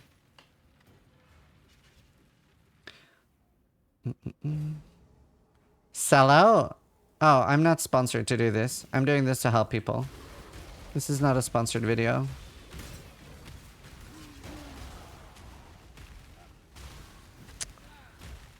Is it true that we'll be carrying our stash tabs to PoE 2? That is correct. Any stash tabs you get in PoE 1 also carry over to PoE 2. Same with cosmetics.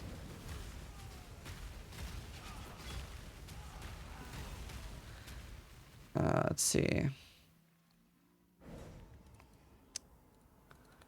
Alright.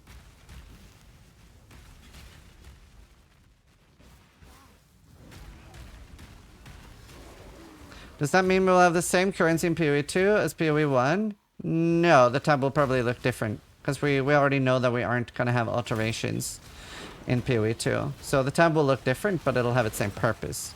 And if a tab doesn't exist in PoE 2, then you probably won't have the tab there either. Like maybe Metamorph isn't in, or Delirium, some other in-game mechanic, then yeah, like you will lose that. Is there any flask against something against bleeding? Yeah. So you can roll that on both life and mana flasks. Okay. Picking up elemental flasks like Ruby, Topaz, and Sapphire can be pretty good for killing bosses later.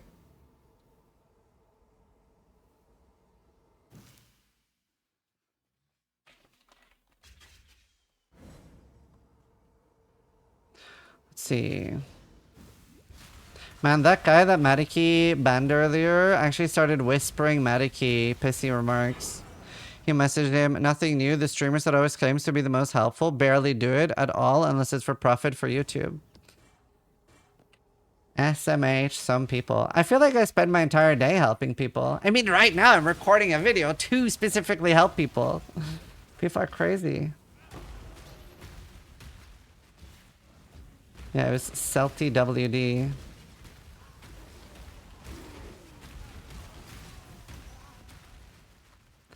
Let's see. It's tempting to pick that up, and it's tempting to throw like a alch or binding on it. I mean, obviously it's already 4-link. Yeah, that's a sign, dude. We got 3 alchemies. Boom. Okay, that was not worth it. But I'm like trying to get like colors to switch over to My little Ice Nova.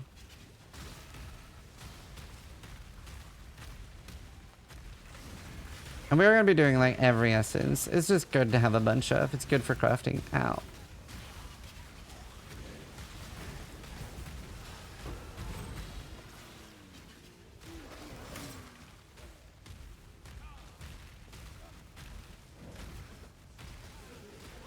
He was basically asking you to do math for him because he couldn't work it out on a build you've never played. Yeah, I mean, people just assume I've played every build. That's why I do a lot of collabs, to help people with builds I haven't played. Ow. Honestly, I think we're just gonna... Are we gonna skip Abyss? I do have a really bad belt. It'd be really nice, actually, to get a Stygian, and then we can maybe get a Hypnotic Jewel and teach people how to roll jewels. That could be useful. Most likely just gonna open a little chest.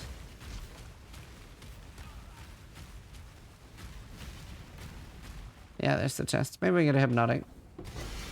Searching. It's not what we need.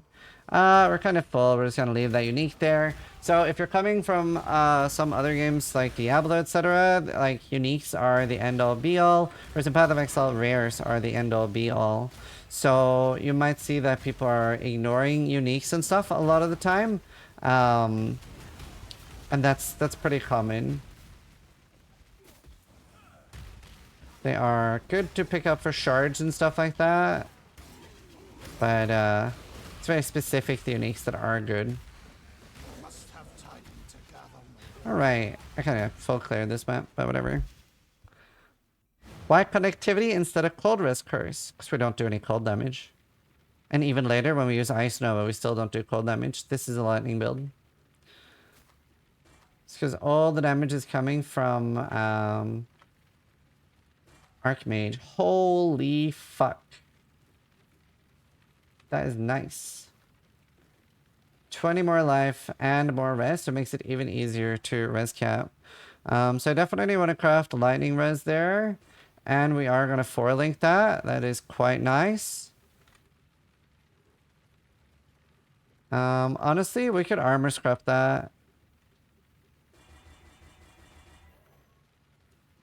It's a nice helmet.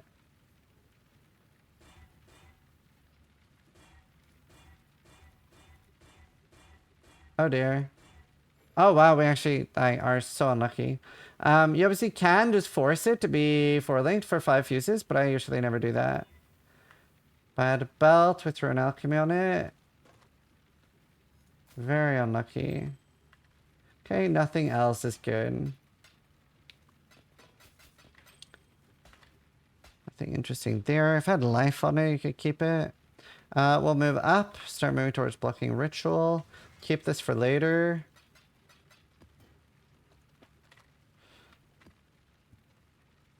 Oh, let's see.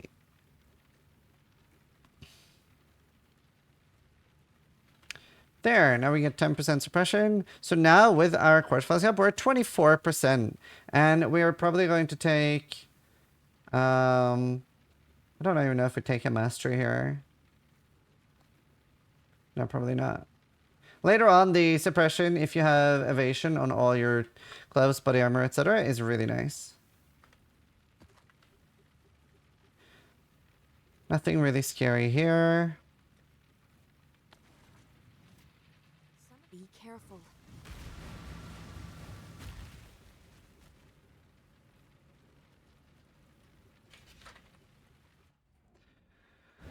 No Mage Bane. We will be taking Mage Bane next. Alright.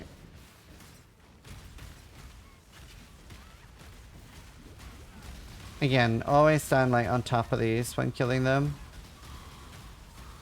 I'd like to at least like, I don't want to go too far, but I want to at least like do the Ice Nova swap and then like play around a little bit more. So I don't want to play for like, obviously, there's a lot of things to explain for the next 50 hours, but that doesn't really translate well.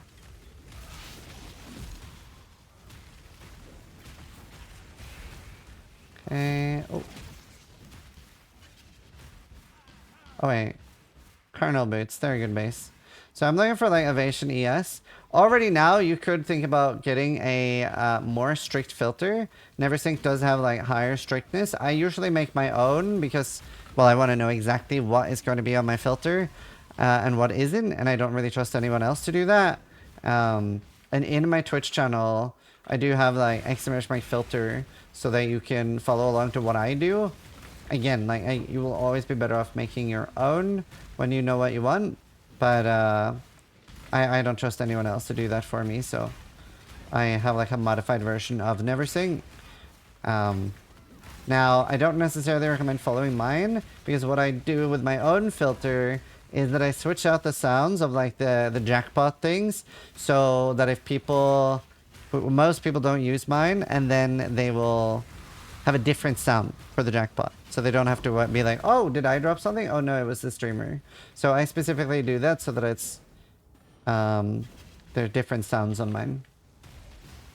You could also just switch the sounds off mine to the normal sounds. Okay, so this map had 3 bosses. And then you don't get the stuff like the point until you kill the last one. We also got a really, really good level unique in this map. It's called Gold Rim, and it's a unique helmet with up to 40% elemental resistances. So that's really good for leveling new characters. You can wear it at level 2, so that means that you're pretty much like instantly good against the elemental damage.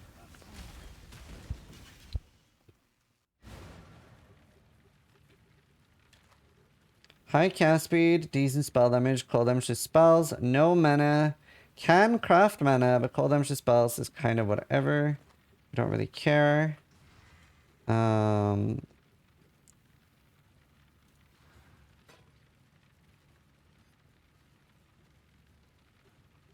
does have cast speed though. It's tempting to keep. It's just like, I really appreciate the 25 chaos res on my current one. You obviously like don't normally go for resist like that, but it is quite nice. Our first tab is kind of full now, so you're starting to probably realize that, yeah, the game really will need some inventory space when you really get into it. Especially because early on, you don't really know what to pick up and what not to pick up. So you're scared of, you know, deleting things that could potentially be valuable. But this is where I really want to sell you on continuing to play in temporary leagues. And why most of us do. And it's especially nice for new players. Now, obviously, it does suck if you only have like an hour or 2 to play a week. But what's so beautiful about playing the temporary leagues and having that full reset is that there are no mistakes you can make that actually matters. Because let's say, for example, you accidentally get rid of a divine orb, which is worth a lot, but you don't necessarily know that early on. Or like I mentioned, that one divine orb is worth roughly 150 chaos orbs, and one mirror calandra is worth, on softcore I don't even know anymore, like somewhere between 200 and 400 divine orbs. So that's like something you'll only find every 4,000 or 5,000 hours of gameplay. Oh, there's 600 now. That's crazy. On hardcore they're only 180. But anyway, so they're worth a ton of divines. So they're worth a lot. And let's say that you did find one and use one. That mistake doesn't really matter when you're playing temporary leagues, because, well, you're getting a full reset. You're losing all your stuff anyway. So it's a like really nice freedom that you don't have to constantly worry about that. So I do really recommend that. Nothing good here. We don't care about any of these. We're just going to unveil and bin it. We did get another skill point 2. Now we're going to take Mage Bane. We get like slightly less evasion. We lose 700, but we get a bunch more suppression. So now we're at 33 suppression. So we're starting to get to a number where it actually does something. Especially against projectiles that are hitting you like maybe like 5 or 10 sparks. Then it matters. Like this. So obviously not all of them will be mitigated, but a lot of them will. There, we're moving up here.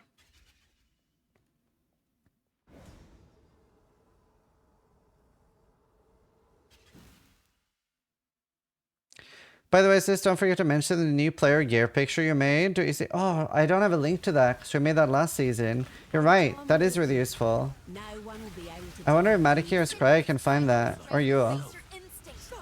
To like cheat sheet for gear. So we made like a what is good cheat sheet. go on. Absolutely brutal. Your deal's a deal. How's the dash always off cooldown? So that is again Frostbite of Wintry Blast. So this is Breach, very scary, you can get overwhelmed easily. A bunch of monsters run towards you as soon as you open it. And you just have to like sort of like, well, kill as many as you can and hope you don't get killed. Thanks. I'll show it on stream.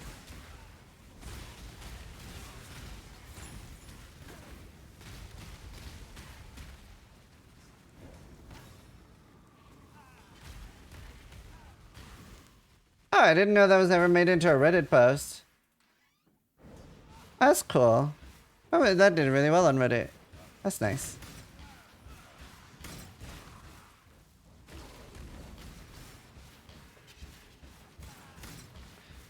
I had completely forgotten we made that, if I'm honest with you. We do so much content now, it's like kind of wild. Now, Betrayal is very scary. It has so many sub things that are kind of hard to figure out. Like, they actually have items. So sometimes you'll get the option, like, destroy their items. But honestly, just right-clicking them and executing them is pretty useful.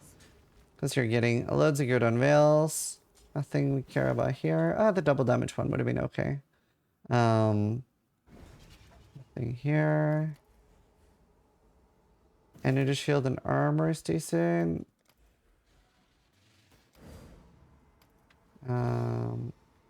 Alright, no other betrayal items. Screaming Essence of Misery. That is a very good essence for us because what that does is it guarantees cast speed. So we are going to, if we can ever kill this thing, because it's tanky, lightning and shock resistant. And obviously we are almost all lightning damage. I must have time to gather my will. Scary. Screaming Essence of Mystery, what this does is it guarantees cast speeds. We're going to use that on our Profane Wand and hope that it'll be a good wand. We're just hoping to hit decent mana. If that hits like 100 plus mana, we'd be having that as a long time. And again, these coats super scary. The Molten Shell is unblockable. Alright, we'll leave. Right, let me show the cheat sheet. So on Reddit, this is called Is My Item Good? Cheat sheet by Zizaran. And it does like a quick TLDR of what stats to look for on every single piece of gear.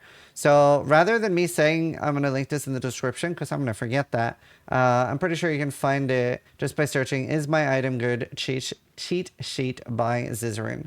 And it's linked in my Twitch chat at the moment. Good helmet, similar to my other one, but doesn't have an open suffix. Nothing else is good. Do you want that chrome though? 10 more chromes? 4. Okay, where's my profane wand? So, that's my only scouting orb. Scouring orb, boom, and then misery. We didn't hit anything good, so that's very sad. We'll do the cemetery.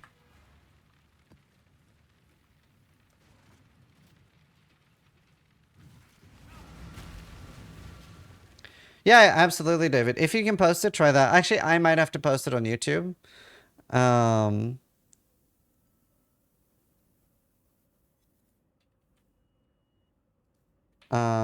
Because YouTube is really weird with links. There. Screaming of Torment, we can use that as well. We are scaling lightning, so we're already getting a lot of flats, so we don't care that much. But it's fine. We got Betrayal again, and obviously like we've seen, we can unveil stronger versions of the craft than what we can actually craft later. So these can actually be pretty good items. Our dirty little deal is over. They can be pretty good. I lend you my strength, ally. You win. Let's parley. Now, since we are doing Betrayal a little bit more, sometimes you'll get the option to kick somebody out of the syndicate like this and betray them. And you always want to do that until you get a guy called Gravatius. And once you have Gravatius, he is really, really good to move to transport. And I'll try to explain roughly how to move people now. That's the only thing you need to care about. Nothing else matters. And at level 3 in transport, so I'll explain this now. He can give you a full stack of a divination card, which is very, very, very powerful. You could add more. So I don't care about anything else. All I'm looking for is kicking people out and getting Gravatius, and then just unveiling crafts so that I have more access to more crafting tools.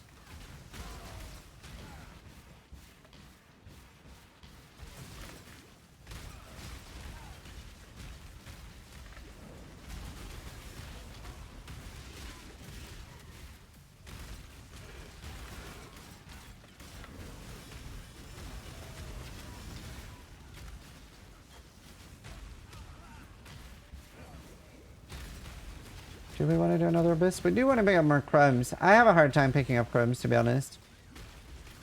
So I'm so used to ignoring them, but I kind of always ignore them.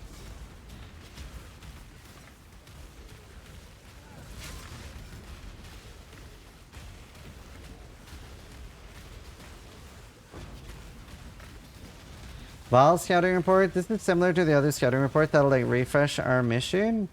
Also, I'm going to give you a tip here with Soul Eater of not doing anything, because eventually this will lose all its power as long as I don't kill anything. So you'll see it'll start shrinking now.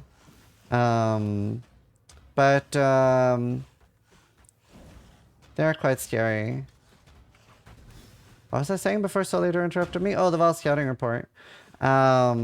So this is really good, especially for the burial chamber boss, which can become very unmanageable. As you can see, it's shrinking massively now until it's down to normal size, has no damage reduction anymore, and then we can deal with it easier and actually kill it instead of having 90 damage reduction on physical and stuff.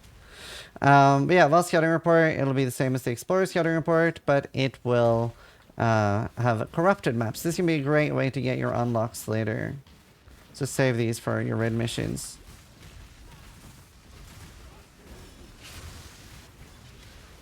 There you saw the explosion from the Revenant. They're very scary. We don't have life leech at the moment. We can't get that for a while.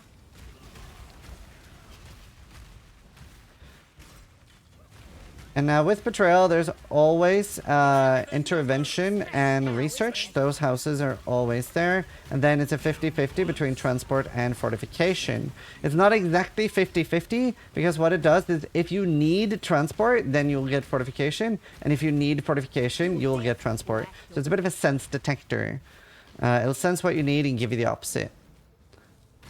I just I've seen Okay. them never even suspect, boss. And you'll notice I'm always picking up every like unveiled item. And just... Here we got a good lightning one. That is nice. We don't care about the item because it's a dagger. Double damage while focused is good. Fire and chaos resist. And you can always carry small items with you too. Like obviously you'd rather vendor 60, 70 rings than, you know, 20 two-handers. They'll give you a lot more ult charge and stuff. Look at that damage. We're just blasting. We're hoping at the moment to get new gloves, new boots. So what is focused? And focus is something that only appears when you have it crafted or unveiled on an item. So that said, double damage while focused. So that would give me a hotkey or a spell. And when I cast that, it would double my 20% chance to double the damage. Let's see, we can sell some of my old stuff now to make more space. Once you have like very few tabs like this, you want to be a little bit more careful. We can try a little bit again. We really want to hit just like one blue on this. Does that work? I don't know that it does. We want one blue. But also green. This works. Perfect. Okay, now we're talking. Now we might be able to switch. Do we have more? We have 2 more crumbs. But either way, we can now switch this around. So, now I'm going to... We don't have 4C. That's fine. We'll craft the bad one for now. We can recraft that later. In fact, with Betrayal, we're going to find a good one soon. A good craft. Let's see. We're still res cap. We're going to have Grace with Eternal Blessing. And Arrogance with Clarity. We still have a low level Clarity. We don't want to waste too much of our life on that right now.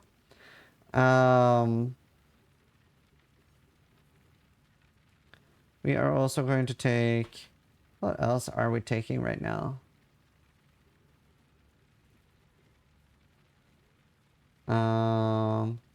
Points on the left here. I think we have all the masteries. We do kind of want to start going for more suppression though.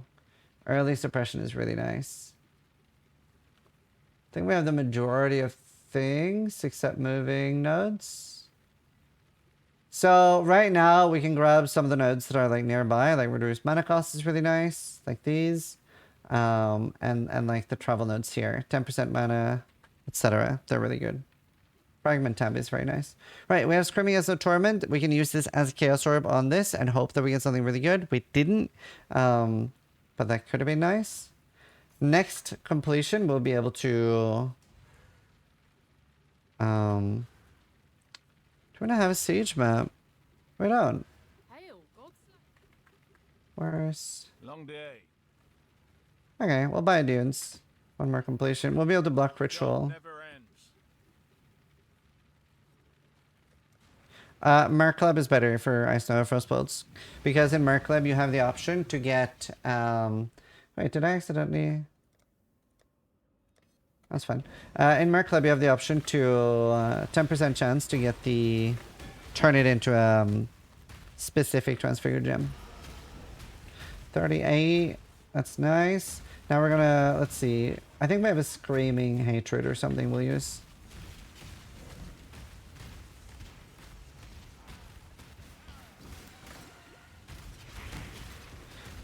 Nice. So we'll be picking up pretty much every currency and stuff. You really, for a long time, won't be able to have enough. Wailing Woe. So Wailings at this point we probably wouldn't use much. We'd be saving up for 3 and using, selling through them to get a Screaming.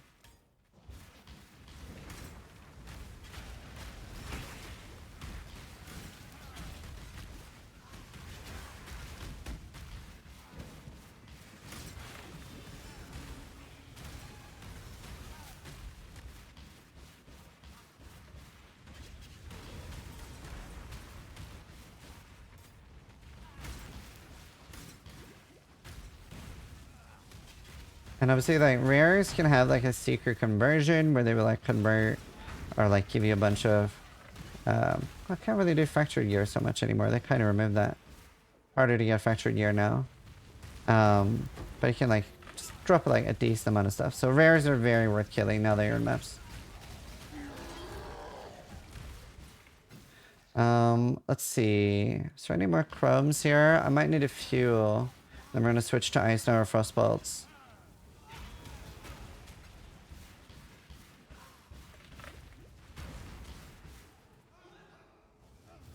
Okay, maybe I missed some. Let's see. We have a few. So now I want at least 1 green and 2 blue, or two green, 2 blue would work. Let's see. Did I have hatred? What screamings do I have? I have greed. Anger. Perfect. Boom. So that guarantees the fire resist, but we got nothing else good.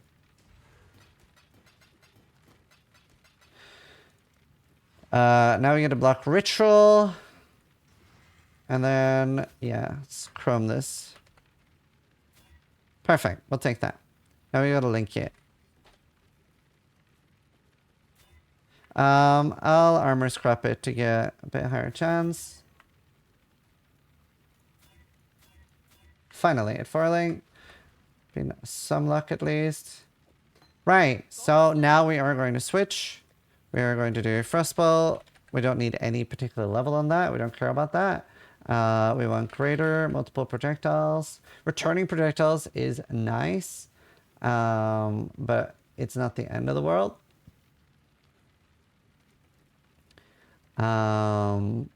It would be nice though, so I do kind of want to recolor that.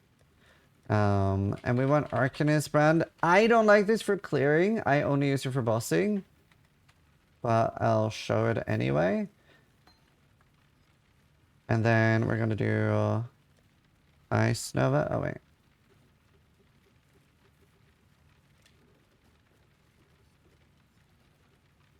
Ice Nova as Frostbolt instead of Firestorm. So now I have Archmage, Lightning Pen. Oh, I can't use Lightning Pen until we get a 5 link now. So I will keep that in my alternate gems to be leveling. Now we want Spell Echo. So now we have Ice Nova Frostbolt. I want to put this on W. That's normally my key for that. We still have that. We're not switching to like Frostbite or something. I want to take a quick break and then we're going to show how this plays. Why not greater volley? Preference. Pair back.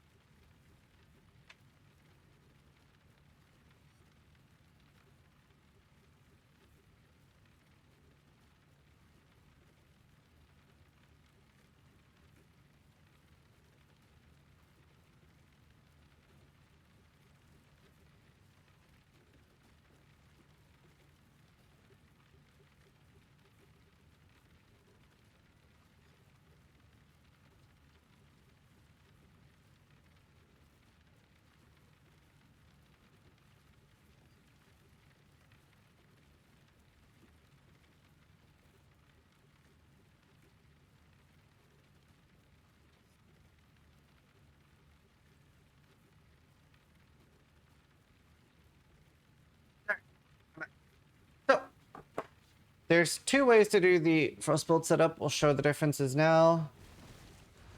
And you'll also see why switching early is a little bit clunky. Also, this is the stat that's really bad. If I open this map, I simply die. So we want to roll over that. The other one I rolled over too, multiple projectiles, also very scary. Poison, we're negative chaos rush right now, kind of scary. Magic monsters, completely fine. So let's open the map and explain how this plays now. And this is why you really want a lot of cast speed.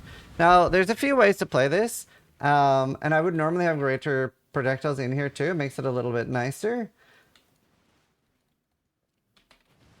So now I would basically be throwing the frostbolts like this. And you can see like our damage is insane, but not everybody likes how clunky this can feel, especially with lower cast speed. And on bosses, it's a lot different. And later, when you get Kitava's Thirst, it's a lot different because then it's a 1-button ability. Ooh, Platinum Scepter. That's really good. I don't know if it's worth it. It kind of is. That's actually a really good singularity.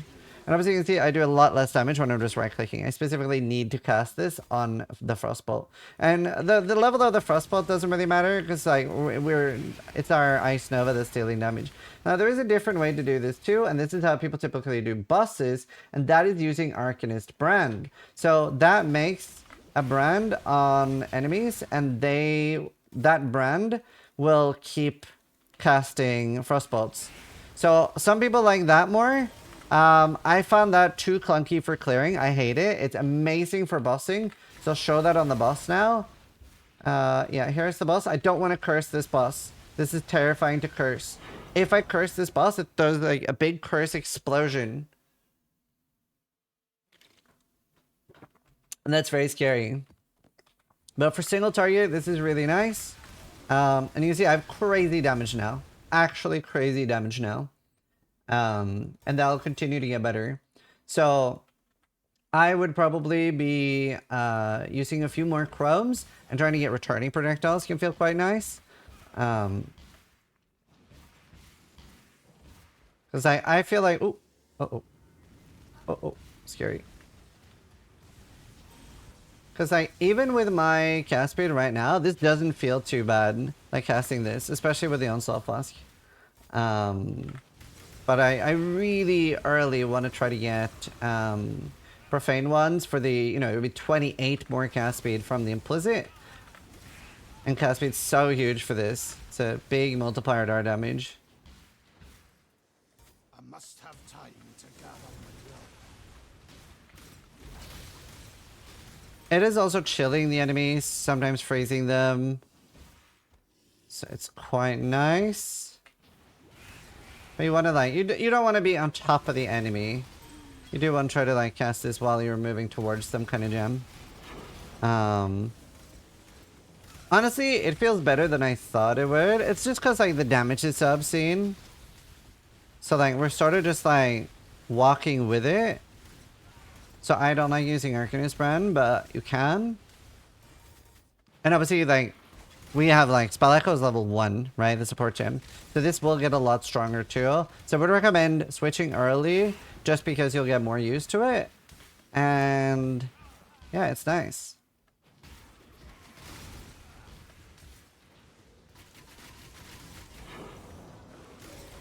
Now you see that we have lots of stacks of Corrupting Blood, so that's doing a lot of damage to us. Carnal Boots. Oh! Oh, thank fuck I logged out in time. Okay. That was scary. That was scary. Woo! Exclamation mark macro. That's close. I'm so used to playing like immortal builds. We're playing with fire. Actually, I'm playing with lightning. I'm lightning damage. Nah. Yeah, very scary opening boxes sometimes. Go with God. It's also like something that changed this patch is our early defenses were absolutely decimated. So we have lost like so much early defense. So early on most builds, we are very squishy. So what was so bad there was I didn't have my Frostbolt out. And obviously this Ice Nova does like no damage at all. It's like it's missing 2 support links. So this might be an old dad, but he still has his reflexes. Thanks.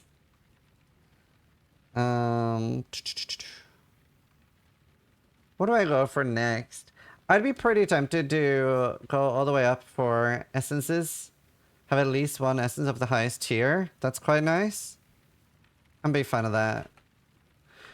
This is a really good weapon, so I would keep it, but I'm too lazy to switch to scepters, and I really want cast speed once either way. It makes such a big difference. It's also, I would normally not be in this high map tier this early on hardcore. Stay in like tier 1 to 3 maps for a long time. I think this is 4 or 5. Honestly, no, it's fine. It's not even the map tier. It was just a bit scary. So we'll buy these, get some more. Usually like stay and focus hard on gear. Actually, no, it would be a little bit lower because I'm 74 when I enter maps, or 72. Old? Yeah, I'm 36. I'm pretty old.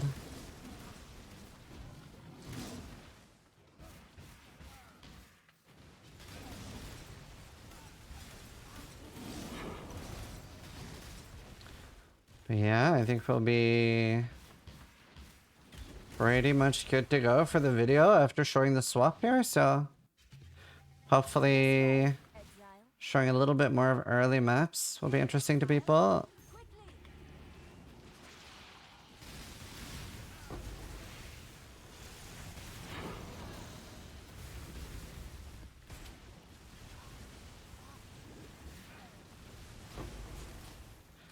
There.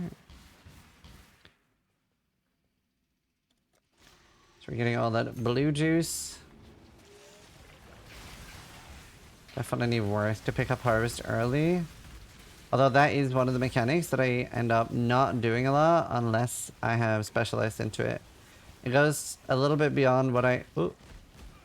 It goes a little bit beyond what I normally say to new players. But most mechanics in Path of Exile, with the exception of early. Like this early, I would be doing pretty much every mechanic except maybe Ultimatum. But fairly quickly, once I'm at like red maps or like late yellows, there's a lot of mechanics that I stop doing unless I put points in them. And that's because like Path of Exile is sort of like, it's sort of infinite, right? Like you're not going to run out of stuff to do. So you have to prioritize like, where is my time spent the best? At the end of the day, this is like where it becomes very easy to min-max the fun out of gaming. So just do whatever is fun for you.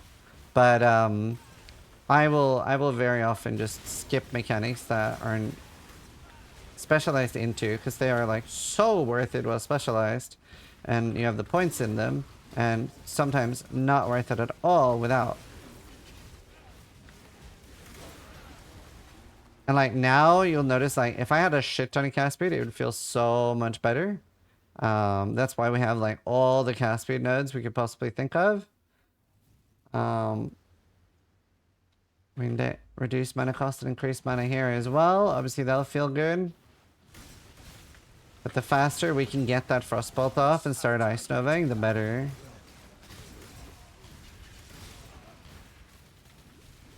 Think I feel bad about what I did? So I don't think we've seen Garishis yet. But we have a few unidentified ones. Yeah, Garish is very, very powerful. He literally single-handedly, once you have him at level 3, and we'll explain that next time I see Betrayal, change your wealth in the league. Like you could get like some of the like super in-game items single-handedly off Garishis. And a few of my viewers have had that this league. So that's definitely one of the things we recommend.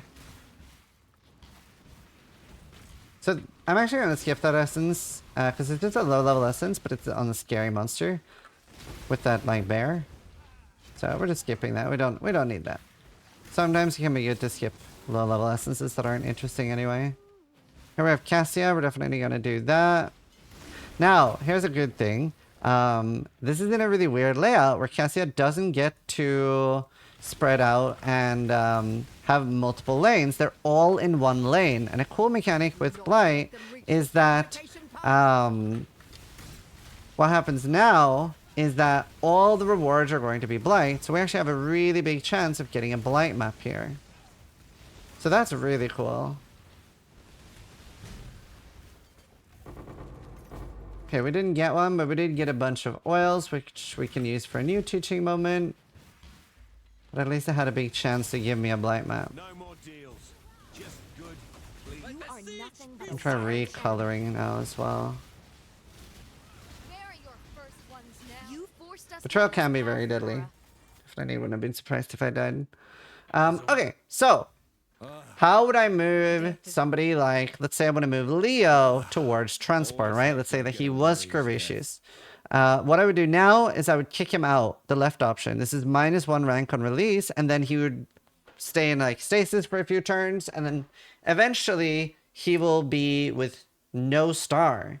Now, eventually he would appear on when I'm fighting transport, and it would say like +1 rank, move to transport. Oh, my grace is not up. Thank you. Oh, that's why we're almost dying. Thank you. But yeah, eventually he would show up with move to transport and +1. And if he didn't, I would never move him to like fortification research. Then like when he's unranked, it would be very important that I keep doing release unless it says move to transport. So that is how you would do that. Whereas now I'll just like rank. Yeah, we'll kick Leo out. Goodbye. Exile? It was. None of these are particularly interesting. We're just...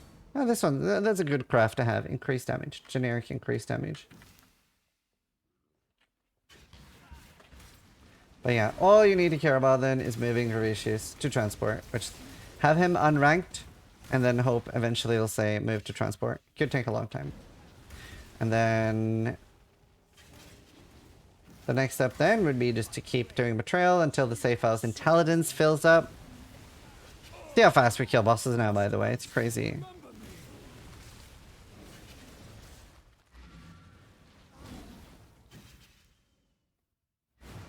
But yeah, so I'm checking again. Grace, Clarity, Automation, all are online now. +1 cold. Nothing really important there. And we don't really care about gem levels that much. It's not very big for us. So none of these items are particularly important. We do want to unveil that. You can have some good unveils. Salah. Frenzy on kill. That is a pretty good one. That is a really good one. Keep your eyes. And the craft for this would just give me minimum 1 frenzy. Whereas this is frenzy on kill. So honestly, that would be tempting to use. If I was software, I would definitely use it. Right. What about blight oils? How do they work? So right now I have 1 green, 3 brown, 3 orange, and 2 clear. But I don't really have the things that my build guide recommends. So what I'm going to do is go to a website called blight.rallies. So you just search Google Blight Calculator, and then I enter 1, 3, 3, 2, and it displays every notable that I can anoint right now. And this is really useful. So now I can see that I can anoint Quick Step, which is actually quite good. It's 10% suppression and 6% movement speed. So I really like that. And I'm like, is there anything else that I really want? Not really. So I could like save up, but I'm actually going to go and anoint Quick Step. So the way I do that is I talk to Sister Cassia. Anoint items are insanely good amulet. Obviously, we want a new one at some point. But this is a cheap anoint, so we can do that. And now what this does is I actually get Quick Step, even though that's all the way here. I get that. So I get a free skill point that's unconnected to my tree. And there are obviously some really good ones. But now I got that. So that's useful. Very cool.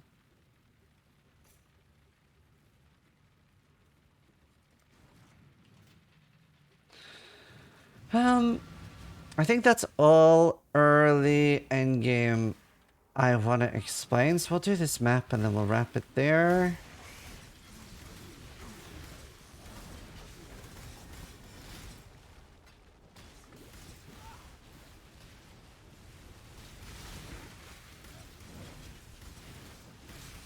Honestly, I really should consider just doing this as a longer series, like Pestilido's raid series.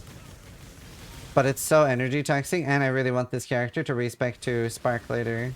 But I might consider, if there's a really, really big demand for it, to just have one character that I do to 2 Watchstones or 4 Watchstones and do like a 20, 30, 40 hour series. And do it like Pestilido's raid series. Well, that's basically what I'm doing. I just don't do it as long as he does. I'll think about it. But I want this character, so I would definitely will be respecting this character. It's also exhaustive to like think about what to explain every 3 seconds, so I definitely will do it over time.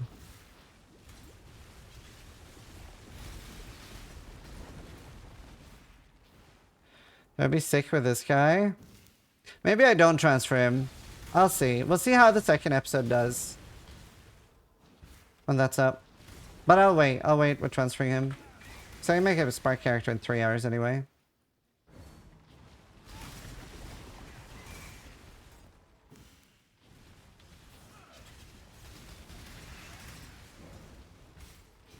Hello, Vigor. No, I didn't. Alright. Look at our damage. It's so nice. And returning projectile is quite nice too, because the first ones come back towards you.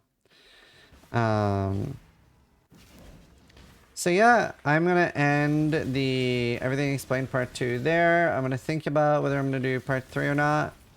We'll see how much interest there is, because I've not really done many part 2s before, and they usually don't do well. But I'll think about it. But either way, I hope you guys enjoyed some of the early endgame and Kitava and stuff, and swapping and a little bit more into the build. So the things I would want to do next now, it's obviously like completing my Atlas, unlocking all of Essence, unlocking a little bit more Betrayal, and then maybe engaging with another mechanic like either Harbinger or Expedition, which we haven't met yet. Expeditions, I do have a separate video on that. But particularly Essence, and then working on getting ones on Profane, so with the cast speed implicit, the 14% cast speed, and then getting like, 100, 140 mana, spell damage is good, and cast speed. Those are the 3 stats that we really care about, and then after that, added lightning to spells is fine, but it's not that special. And then we would want suppression gear, we would want life, resist, and just keeping working on getting more mana and stuff like that. So those are the next steps. Either way, thanks for watching. Sub if you liked the video, but more importantly, try to die less than I do.